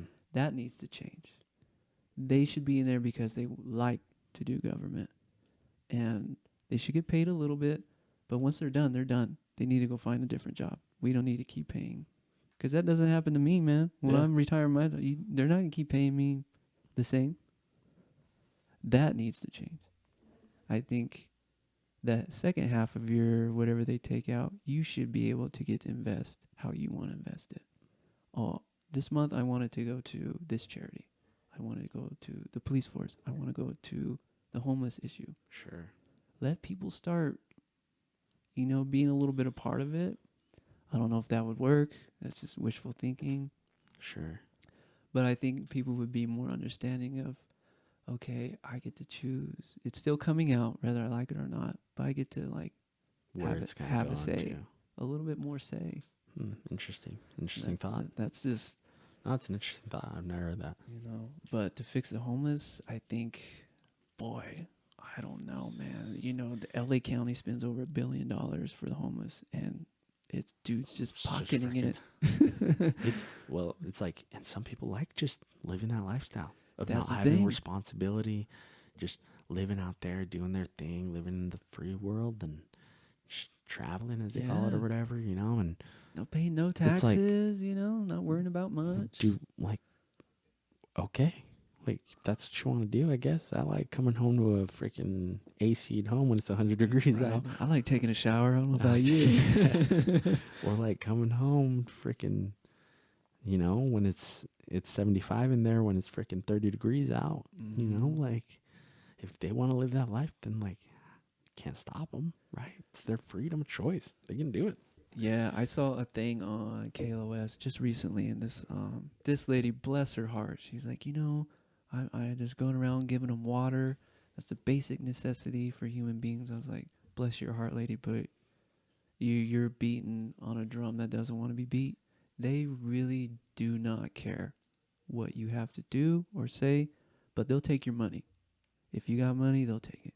Yeah. Other than that, they don't want anything else from you. And I say this because I have a brother who's on the streets. Unfortunately, drugs taking over his life. We still talk here and there. But I asked him the same question. I'm like, bro, aren't you tired of living like that? Don't you want to come home to, 4 walls at least, a shower? He's like, I like living like this. I get to do whatever I want to do, when I want to do it. No one gets to tell me how to live.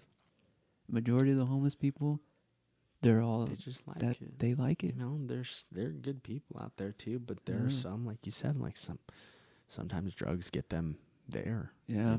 They lose control and now you're talking about a substance abuse problem, not a homeless problem. Yeah. That's a substance abuse problem. Exactly. And so now, like, it's just endless problems.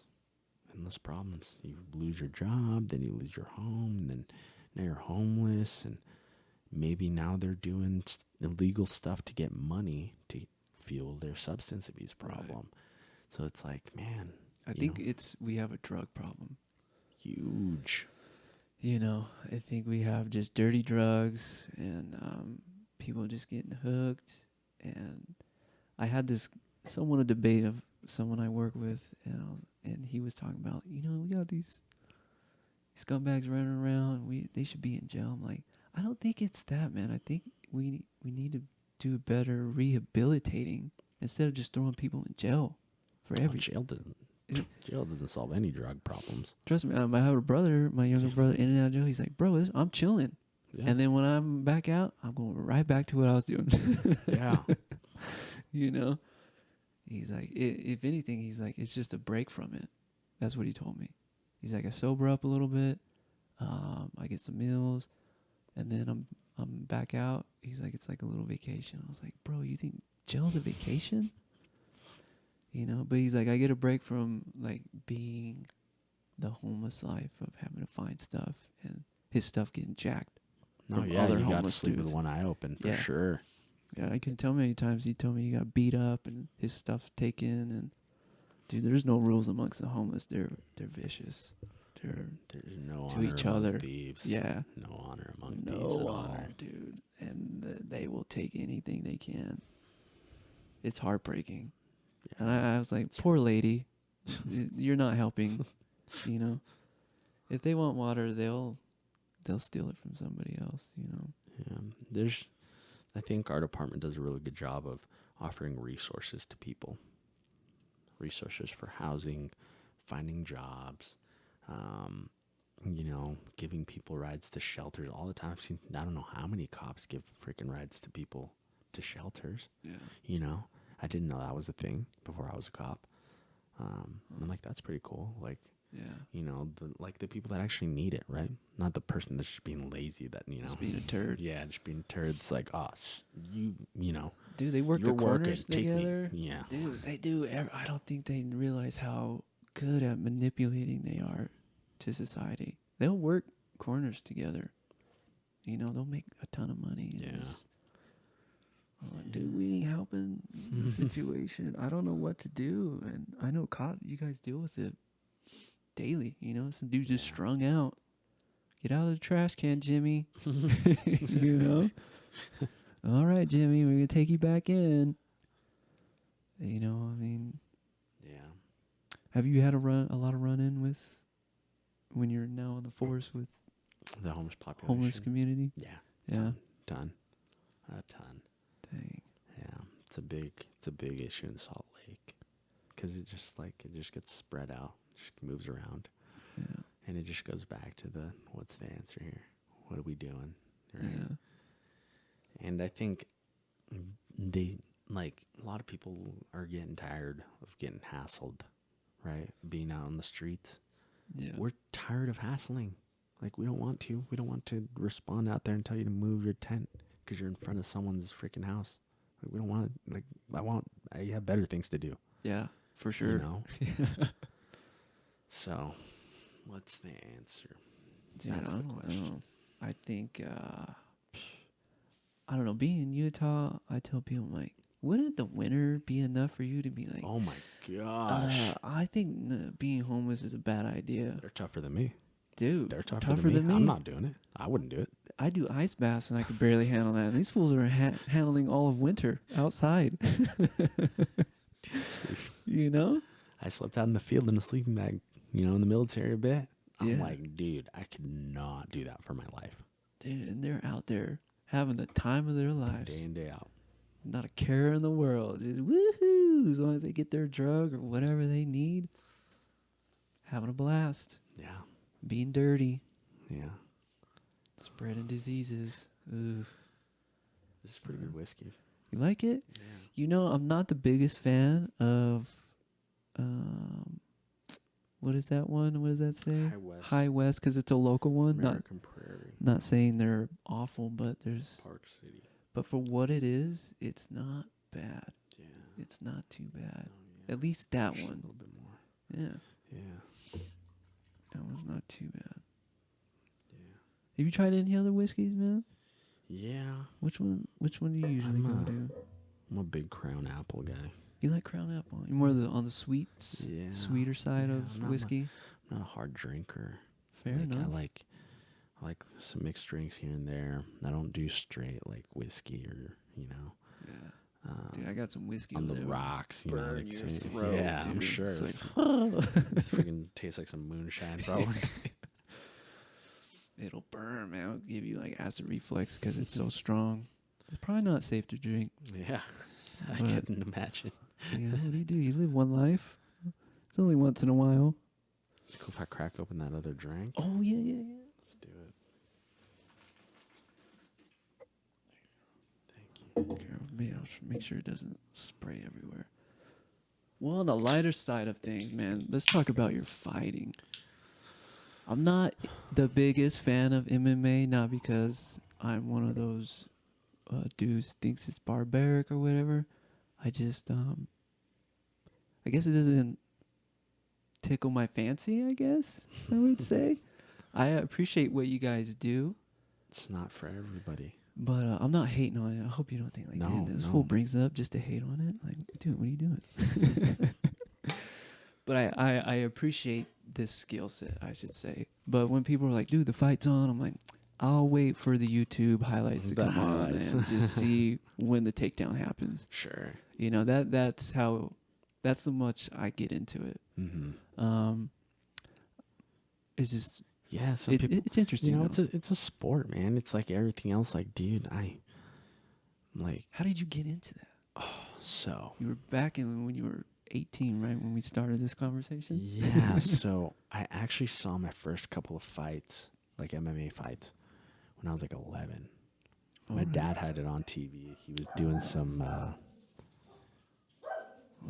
Someone dropping off some mail. Yeah. These poor dogs just bark at everything. But so I was like 11. My dad had it on TV. He was on the computer doing something. And I remember watching it, and it was weird. It was Matt Serra versus Matt Hughes. Just like old school dudes, really good fighters, really good. And I just remember seeing it, and I was like, dude, that's what I want to do. Like, that is what I want to do. I don't know why. I like before that, the most I had was like a year of karate. Like, you know, like nothing. Yeah, exactly. And they wouldn't even let us like spar and fight each other. So my dad was like, I'm taking you out of this, you know? Like, they're not letting you do your thing. But I told my dad, I'm like, dude, that's what I want to do. So he's like, all right, well, we got to figure out how we got to get you into that stuff, right? And then I found wrestling. And I wrestled for 6 years of my life, 3 years in junior high, 3 years in high school. And I wrestled just for fighting. Like, that was the goal. Like, I wrestled, and it was hard. It was one of the grittiest things I've ever done in my life. I hear wrestling's tough, dude. Tough. You sit there, and you're battling demons in your head, man. Like, some big dudes coming at you. Strong, dude. Strong dudes. I remember my senior year, I was 2 pounds away because you have to do a state weigh-in. And they tell you, hey, you can drop this certain amount of weight to make it safe for high schoolers, right? If not, you'd have high schoolers trying to drop 20 pounds, you know? Yeah. Looking all frail. Safe, yeah. And I remember I was 2 pounds away from the weight class I wanted to be at, 152. And they were like, dude, you don't have enough body fat to get to 152. It's not safe. Bro, I wish that was my issue in high school, man. They're like, dude, do you have cancer? That's how I look, dude. I was frail. But they're like, you can't do 152, man. And I'm like, dang, man, I got to go up to 160. Those are big dudes because that's a lot of weight. They were cutting from like 165, maybe 170. It was high school, so it wasn't anything crazy, but they're still cutting a little bit. And one of my buddies was at 160, and I was better and stronger than him. And I was like, dang it. Now I got to go to 170. So I went up to 170. I had to eat so much food to try to get up there. And I think during my matches, I was probably like maybe 160 during my matches.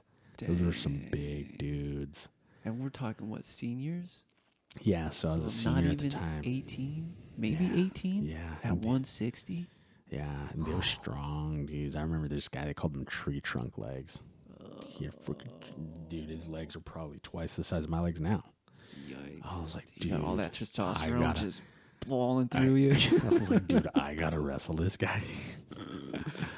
And it shows you, though, the grit, the heart that goes into it. Because I beat that dude in a tournament in the finals that year. And I beat another guy just as jacked as him in the overtime. Like, those are some hard fights, like some hard matches, you know? Like, I had to really dig deep for those, right? But it helped prepare me for fighting. Like, it helped to build that character, like that grit that I will not quit. Yeah. I will not quit. You will have to break me. Like, I will look at you and you will have to break me. Man. Right? And I admire it, dude. I was the other way with it. I was the skateboarder, like music kid, skateboarder punk kid.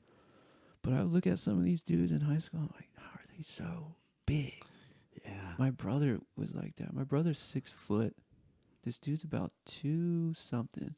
His arms, no joke, at least 20 inch. Like, just boulders. This guy walks in the room, they're like, and people are, I would tell people, because we would go to like concerts together, like, oh yeah, I'm with my brother. Like, who? And I point him out. They're like, that's not your brother. Like, look at you two. They're like, who's your brother? I'm like, that's him, man. That big dude over there.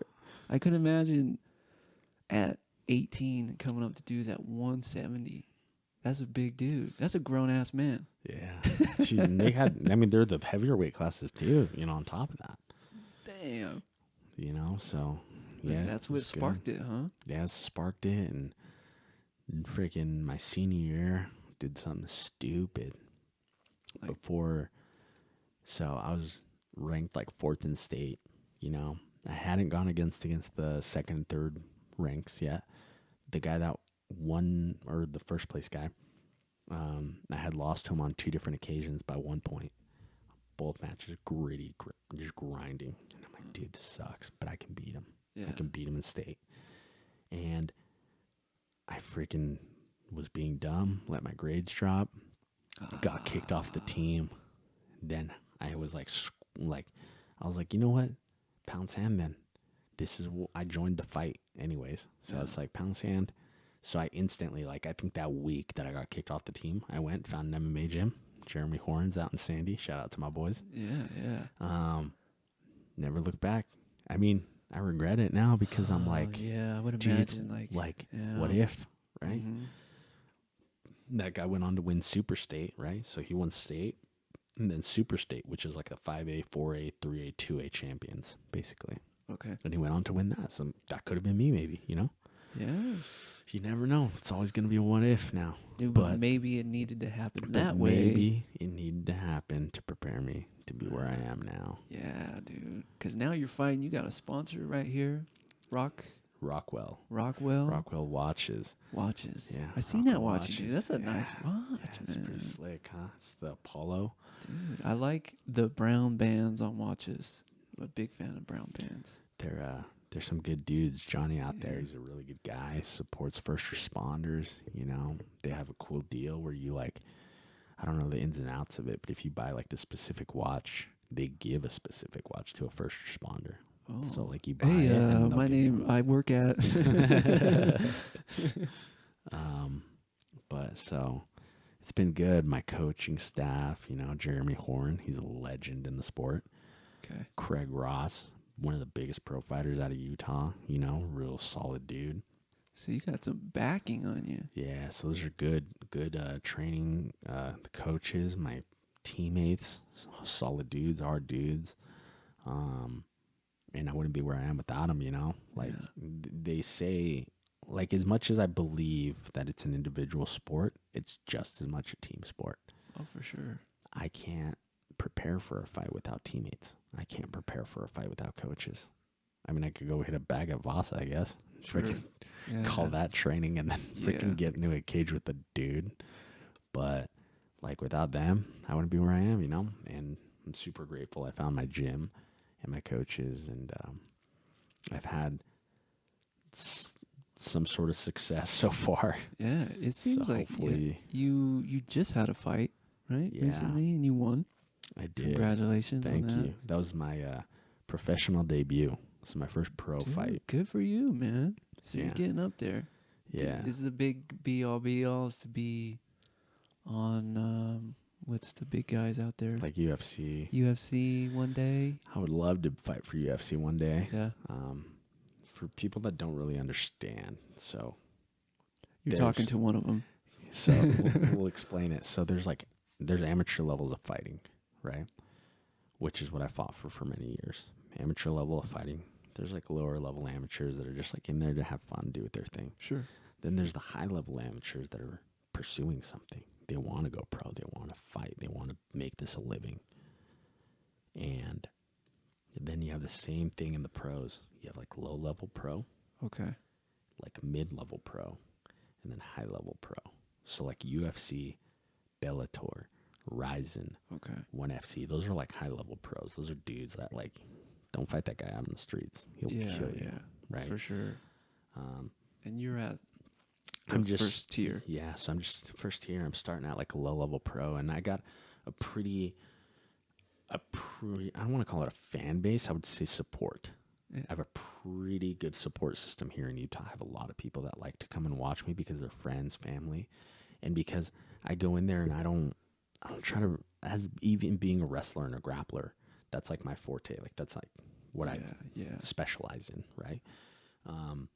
I don't like to take people down and just hold them and then just like little baby hits, you know, and just make it. Just that's boring. Nobody wants to see that. Nobody wants to see. You guys are entertainers. You wanna watch wrestling? Go watch freaking WWF. Yeah, dude, those guys are entertaining. I don't care what you say. As fake as it is, like man, those guys get it going. Now those are two different types of wrestling. Yeah, that's true. We have traditional wrestling, traditional folk style, freestyle, Greco, or we have the guys that are freaking doing backflips off freaking poles. Like that's cool. That crazy? That's crazy. I would never do that.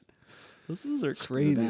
But yeah, like I wouldn't. Like I don't like fights like that. I don't like watching them. I wouldn't like to be in one where I take the guy down and I hold him. That sucks. Yeah, it's pretty I wouldn't say boring because it takes a lot of hard work to even get there. Yeah, but I I wanna- call it boring. Yeah, I'll say it. fair I'll call enough, it fair boring. I hate it. I hate Yeah. watching fights like that. I started yawning. I'm like, dude, this sucks. Like, I like watching fights that are like, dude, you're bringing the crowd to their feet. You're bashing each other's faces in. You're freaking trying to. If I do take him down, like I'm posturing, I'm trying to hit him hard. I'm trying to choke him. I'm trying to break his arm. Like, Yeah, you know, yeah. you're getting in it. You know. Yeah, I think that's what turned me off to watching fights. Yeah. Is because I would see a lot of fights. I'm like,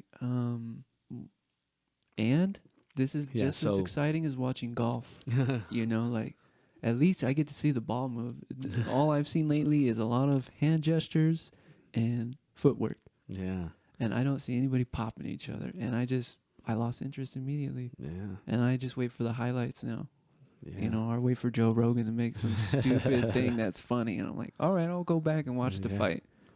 But maybe we just got to reintroduce it to you. Maybe because I was introduced at such a young, maybe just innocent mind where I didn't understand what they were doing. Yeah. Now that I'm a bit older, if I were to maybe sit there and actually see what they're doing in person, maybe and be like, oh, that's what's going on. Yeah.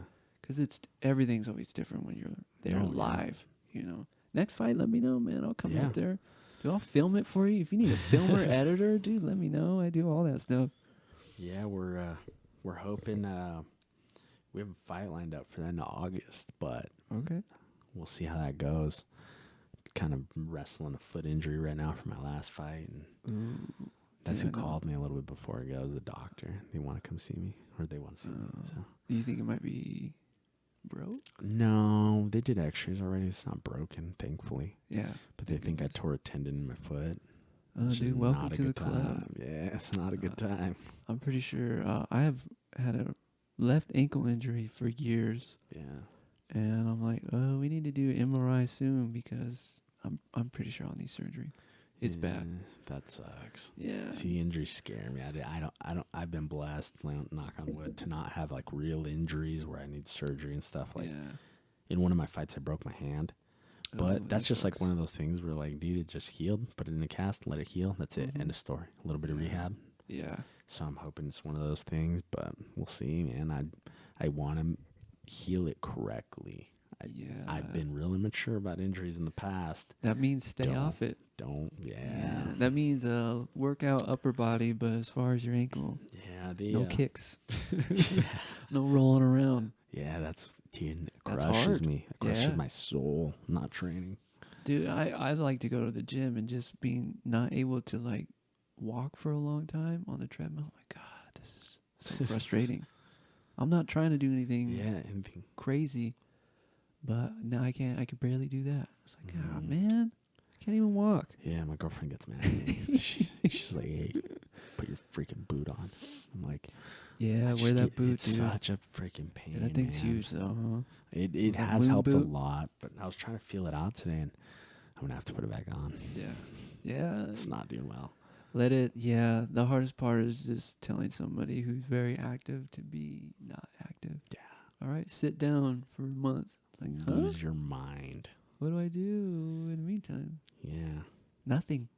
Yeah, and she's a freaking dude. My girlfriend, she's had like 5 ACL surgeries. So I've been told. I hear That's she's insane. quite the beast to come back from. Oh, she's a freaking nightmare for anybody, right? Like I tell her, I'm like, you should get in the cage. Like you'd be a monster. She just has no quit in her.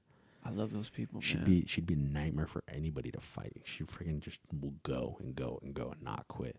But that's also like, that could be her downfall, right? Because like, that could work it's just you. Like me, right? Yeah. Like, because now I'm hurting my foot, not doing what I need to do. But she's very smart, and she's understood from her injuries, like what she can and can't do now. Yeah. And that's helped her a ton. She's been super great about it, and she's helped me, you know? She's like, hey, you're doing this, and do this, don't do that. Quit being an idiot, you know?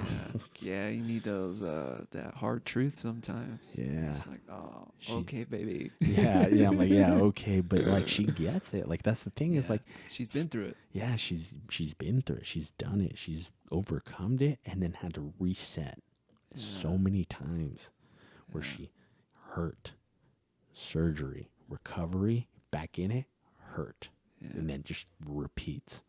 That sucks. Like, Yeah. that could break anybody, right?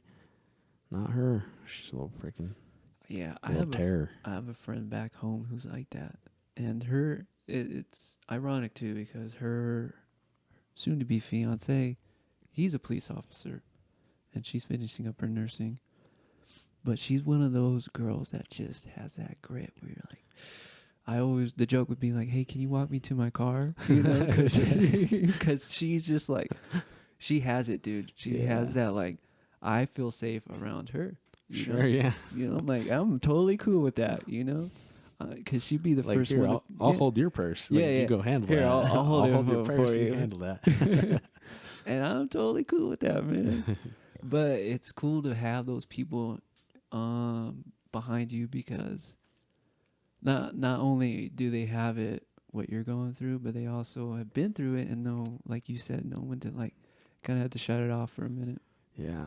You know? And they understand that, you know, I've never really had, luckily, like I said, any injuries where I've needed surgery and stuff like that. But, like, even just being off my foot, I'm like, dude, I just want to get in there. I just want to strangle my friends. Yeah. I just want to punch my friends and strangle them. Yeah, dude. And I know they're missing it. They want to strangle me too. They want to punch me too.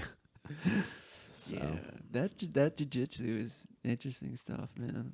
I hear good things about it. I've wanted to try it, but Come through to Jeremy's anytime. dude, let me know. I need to get my body working in different movements. It's different movements. It's been in. Look, I know I'm not that old, but it's really weird when you hit your mid-30s. Things start to tighten up. Your body doesn't want to be going a certain way like it used to. I've had issues with pain and movement, and doctors have told me you need to. I'm tired of doing yoga, dude. I don't think that's the answer for everything.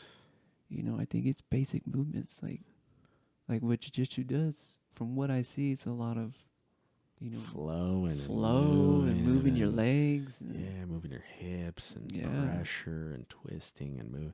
It's so good for people. It's not you ease your way into it. You don't just get in there and then people are just killing you. Yeah. You know. Oh, they would kill me in a heartbeat.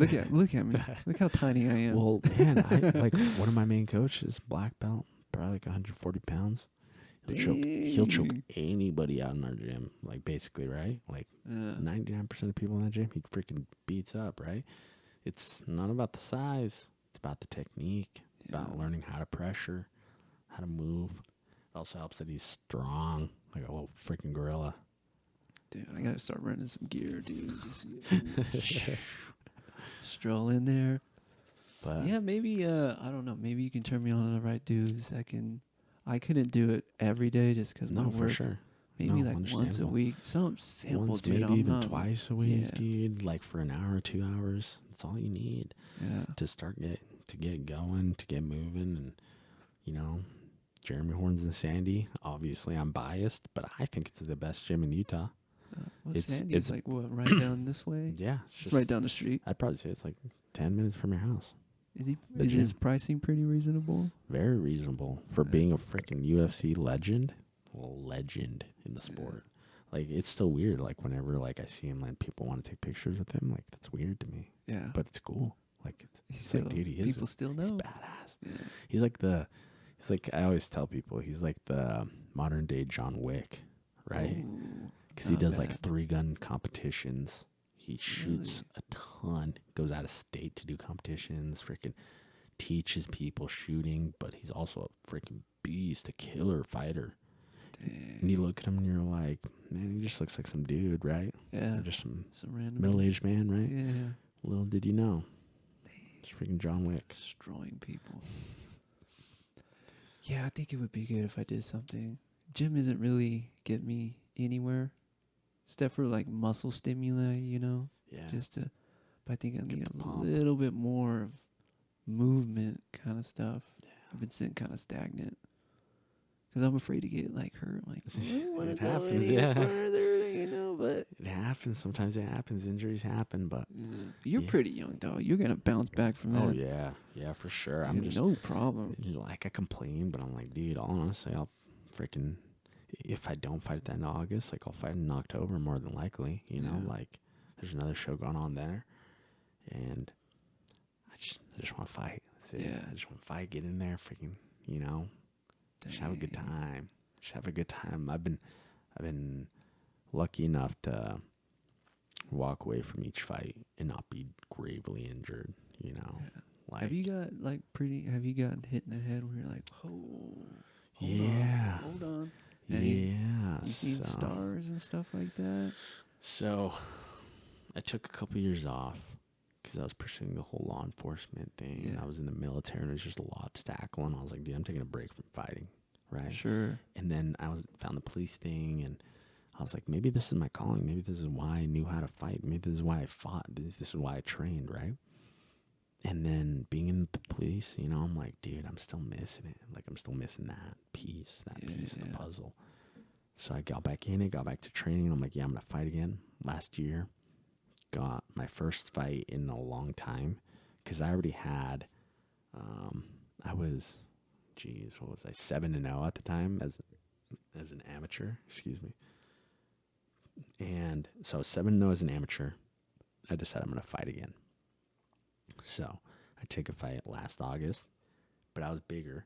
I didn't want to cut a ton of weight. I actually didn't need to cut any weight. I was fighting 185, and I was weighing low 180s. Damn, dude, 180 though. That's a good size, dude. Yeah, but those dudes are cutting from 200. That dude looked like a brick house. That dude looked like a tank. At weigh-ins, I look at him, and I look at my brother, and I'm like, dude, he's not that much bigger than me. I'm like, he's not that much bigger than me because he weighed in the day before, right? Yeah. He's all dehydrated and stuff. I'm like, you guys suck down, like no water. You guys are dehydrated. It's rough. I would not want to go through that. Weight cuts are rough. But I told my brother, I'm like, dude, he's not that much bigger than me because we saw his pictures and stuff. He's like, yeah, no, he's not that much bigger. Next day comes along, I get in the ring with him. I'm like, holy shit, that's a different dude. That is not the dude. I was like, that is not the same. Some water in him, and I'm like, can we get a DNA test over here? Because does not look like the same dude. Dang. But he was big. Then he's the only guy that I can honestly say out of all the guys that I fought, he's the only guy that hit me with the power that I was like, ooh, don't take too many of those hits. That guy could probably put me out. I've never, knock on wood, never been knocked out in training, in fights. But anything can happen. You're swinging 4-ounce gloves, man. Anything can happen. Yeah. And especially with the dude that big, because he was probably weighing like 195 by the time we fought. Yeah. See, that's weird that you have to weigh in a certain weight, and then when you go and fight, dude, you can be eating, and all of a sudden, because when you're that stressed on your body, you can plump up fast. Oh yeah, that's even why you do it. Day, That's why you do it. And it's crazy to think like, all right, this is gonna be exactly the same when you weigh in the ring, and it's like, no. Like I remember watching Connor when he was down at the lightweight division. He looked like we looked like each other. How tiny we were. Obviously, I wasn't like ripped like him. And then I saw him go up to a higher welterweight, 170. And he put on all that. I was like, dang, dude, this is a different person. Huge. That dude is big. And if you think about it, when he was fighting at lightweight, he's probably weighing 165, 170 maybe even, right? So when he's fighting at 170, he's probably like 180, 185. So that's a difference. Yeah, when you put on all that weight, it's like, whoa, that's a whole different human. Yeah. So I could imagine. How tall was that guy? The guy that I was fighting? Yeah. Probably like 5'11". And what's your height? 5'9". So he's probably like 2 inches taller than me. Nothing crazy. A little bit of a reach on me. Yeah. Very strong, very, very hard hitting. I knew he was going to come out aggressive. Dang. So I was like, dude. I don't have it in me to get punched in the face, dude. Just having someone like, I'm going to try to kill you. Yeah. No. So that was a good time. And then I had another fight earlier this year in February.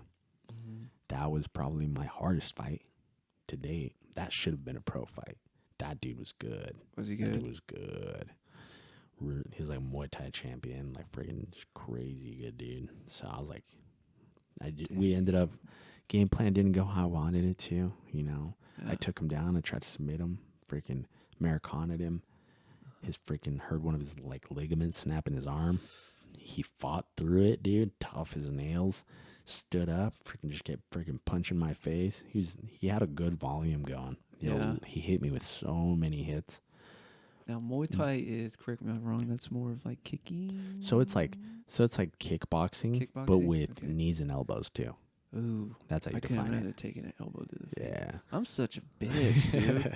I'm a bitch compared to like what. I'll be the first to admit it. It has never been my scene. I'm not like an aggressive. I wouldn't say you guys are aggressive, but I've never had the urge to be like, yeah, I like let's fight another dude. Like, nah, I'm cool. I'll try to talk you down from it. Yeah, verbal judo. Yeah, verbal judo. But to see like some of the I go to the highlight. I'm the highlights guy. Yeah, and to see when those dudes get popped, dude, it's like, oh. Wow, some of those shots are gnarly, and like it's an unbelievable feeling, man. It's so crazy. Like it's a rush where you're like, oh, dude, you wake up and you're like, dude, I'm gonna get locked in a cage with the dude tonight, and we're gonna fight. Like I'm gonna try to hurt him. He's gonna try to hurt me. I'm gonna try to break his face. He's gonna try to break mine. Like that's crazy to me. That's crazy, awesome. Dude. I love it. You're built for it, my man. Some people are built for it, and some just are spectators. Yeah. You know, I applaud you guys for getting in there. I think everybody should try it at least once in their life. I would not want to be in a cage and try to fight, but I would love to learn what you guys do. Maybe even do like a little light sparring.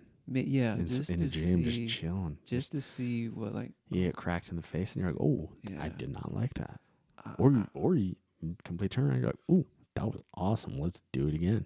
Yeah. Hit me again, bro. Do you find yourself when you are fighting and you get a good crack in the face, but you don't like see stars or anything? Does that like amp you up more? Oh, yes. Do you have to like sit there and control that, or you just let it go? No. I feel a lot more composed now than I used to. I used to be super stiff, like I'm not punching. Like I'm just going to try to just maybe throw a hit or two, take him down, punch his face off then, right? You know? Yeah.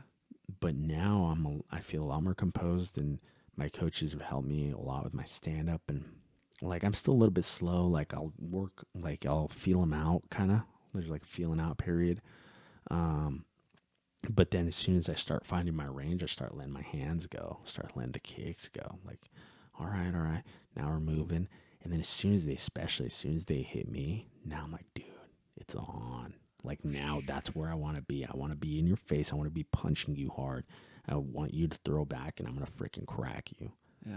Like it couldn't have worked out more perfectly for my last fight. Like the dude was longer. He was taller, a little bit bigger than me. But like I feeling out, couldn't find my reach. Okay. He hit me with a couple. I'm like, okay, it's on. It's on. Got my rhythm, cracked him. Boom. First hit. Freaking cracks him, drops him. Boom. Ooh. I mean, he fought through it. But they said that first hit that I hit him with broke his jaw actually. So he's a tough dude. He kept fighting, right? Dang. I try to finish the fight. He tries to take me down. Can't take me down. So we keep standing. Crack him again at the end of that round. Bang. He turns away, get him against the cage, just start cracking him, crack. And the round ends. So I'm like, ooh, okay. Now I'm smiling. Now I'm having a blast. It's a good time. Second round starts, smiling. Just love it, right? We start, get a couple exchanges in, you know, and he tries to clinch up with me. I take him down, boom, hit him with a couple hits, freaking choke him. Rear naked choke, done. Donezo, done deal. Good times. Dang, dude. Cracking a dude, breaking his jaw. Dude, your jaw's a strong bone, like mandible, like it's a thick bone. That sucks, man. Like you probably gotta get your jaw wired, and you gotta freaking eat liquids for a couple weeks. Like, dude, that would suck. Yeah. Like that dude's tough, dude, and I hope for speedy recovery for that guy because he's a tough dude. Yeah. but like better him than me, I guess, right? Like, That's what you signed up for, bro. Sorry, like, you know. better him We than don't me. play lightly over here, you know. Hey, that could have easily been me. Sure. You know? Yeah. Like, I'm still dealing with that freaking foot injury from kicking his freaking knee. He has a hard knee. Yeah. You know? So it's like, it's just the name of the game, man. Sometimes it happens. Sometimes it just happens to other guys. Sometimes it happens to you. You just gotta show up and hope you're more prepared. Yeah, I think, man, breaks and things like that. I think what scares me from getting involved with stuff like that, because I do all the scans and I see the outcome, and it's not always great. Some people lose their vision. Some people don't talk straight anymore. Their jaw's crooked for life. Yeah. And it's like, I don't know, man. Yeah, but training is a lot safer than that. It's not like you're in a fight every night. You know, it's super safe, and you're wearing the boxing gloves, so like the 16-ounce gloves to spar rather than the 4-ounce gloves. You're usually wearing shin pads. You have a cup. You have a mouth guard. Oh, you got the whole. Do you wear the headgear no, too? Not too much? No, not at our gym, but probably should. Yeah. With like how many, with how much I get hit in the head. Yeah. Like, dude, my memory sucks. Yeah, I worry about folks in their memory. My memory sucks, and I question. I'm like, dude, maybe it's from getting hit so much, you know? Maybe all those untreated concussions that I've probably had in my life. Yeah. You know? But are you worried about head trauma? The long game here? The more I do it, the more I think about it. Yeah. It's right now it's not the highs in my concerns. Sure. Right now it's more like staying healthy and doing what I'm doing, right? Gotcha. But it's popped into my mind a lot more, for sure. Now that I'm getting more serious, and now that I'm reaching a level where now I'm going to be fighting dudes that I'm like, dude, these guys are good. Like the last two dudes that I fought were good. And I think about it like these dudes could hurt me. Yeah. Like these dudes could cause some serious damage. And some people like to just stand and bang, bro. They just like to stand there and freaking go. And unfortunately, I'm one of those dudes. Like, I like to freaking make a show. I like to, if you watch my last amateur fight, my 9th one against that freaking Muay Thai guy. Yeah. Dude, we're just banging. You freaking, dude, my face is a bloody mess. Like, dude, we're just going hard, and I end up knocking him out in the 3rd round. But, dude, he was piecing me up. Yeah. He was landing a lot of good shots. They weren't crazy hard. Nothing that I was like, he's going to put me out. But I hit him with some, and I'm like, dude, I can put him out. Yeah. I can put him out. 3rd round comes in, push off, 1, 2, bing, bing, just drops. Huh? So it's like, dude, that's the more that I do it, the more I think about it. And I wanna be healthy when I'm older. I don't want to be talking all weird and freaking getting some weird lingos going in my mind and doing some weird stuff because I got brain trauma, you know? Yeah, I've seen brain trauma on CT scans, and you're just like, dude, there's not much you can do once it's there, and it's there. Yeah. Sorry, man. Like there's right now there's no regeneration of brain tissue. You know, once it dies out, it's gone. It's gone. It's gone. And it's scary. It's scary to see people. And it's not. It hasn't been fighters. I haven't like eye scan fighters. Sure. These are just folks. You know, they're all of a sudden having issues remembering things, and their family brings them in, and you can see where it's happening, and it's like, oh man. Yeah. And so. Yeah, because I've heard that a lot, like for obviously like football players and stuff. They have it the worst because they're freaking just running at each other like trains all day. Boom for our boom, entertainment every day. You know, and people complain, oh, they get paid. Like, you know, they're probably gonna have medical bills that for the rest of their lives. Yeah, you know, that are millions people of dollars. Gonna have to take care of them. Yeah, just because they get hit in the head so much, dude. Yeah, it's frightening. Yeah. At least you guys are expanded out. Yeah, you're taking damage in your legs and your body and your arms. And fights aren't every Sunday. They're not every Sunday. They're every couple months, maybe, if you're lucky. Yeah. And then, like, it can be rough for that bit. And, dude, I've seen some fights where I'm like, dude, he's going to have some brain trauma. Yeah. Look at Muhammad Ali. Have you seen him? Dude, he can't remember anything. He just shakes and just... The sad. if I recommend any fight to you to watch, it's Tony Ferguson versus Justin Gaethje. All right. That is a fight that at the end of that fight, you're like, dude, that dude's got brain trauma. That dude's got brain trauma for sure. Dang. I wonder if they're going to start limiting, like, head hits for that reason. No way. No? Never. Fair enough. But that's what you're doing, right? Trying to knock each other out. That's true. But That's they true. do. I think the refs do a decent job of stopping it, like, when they see someone's hurt.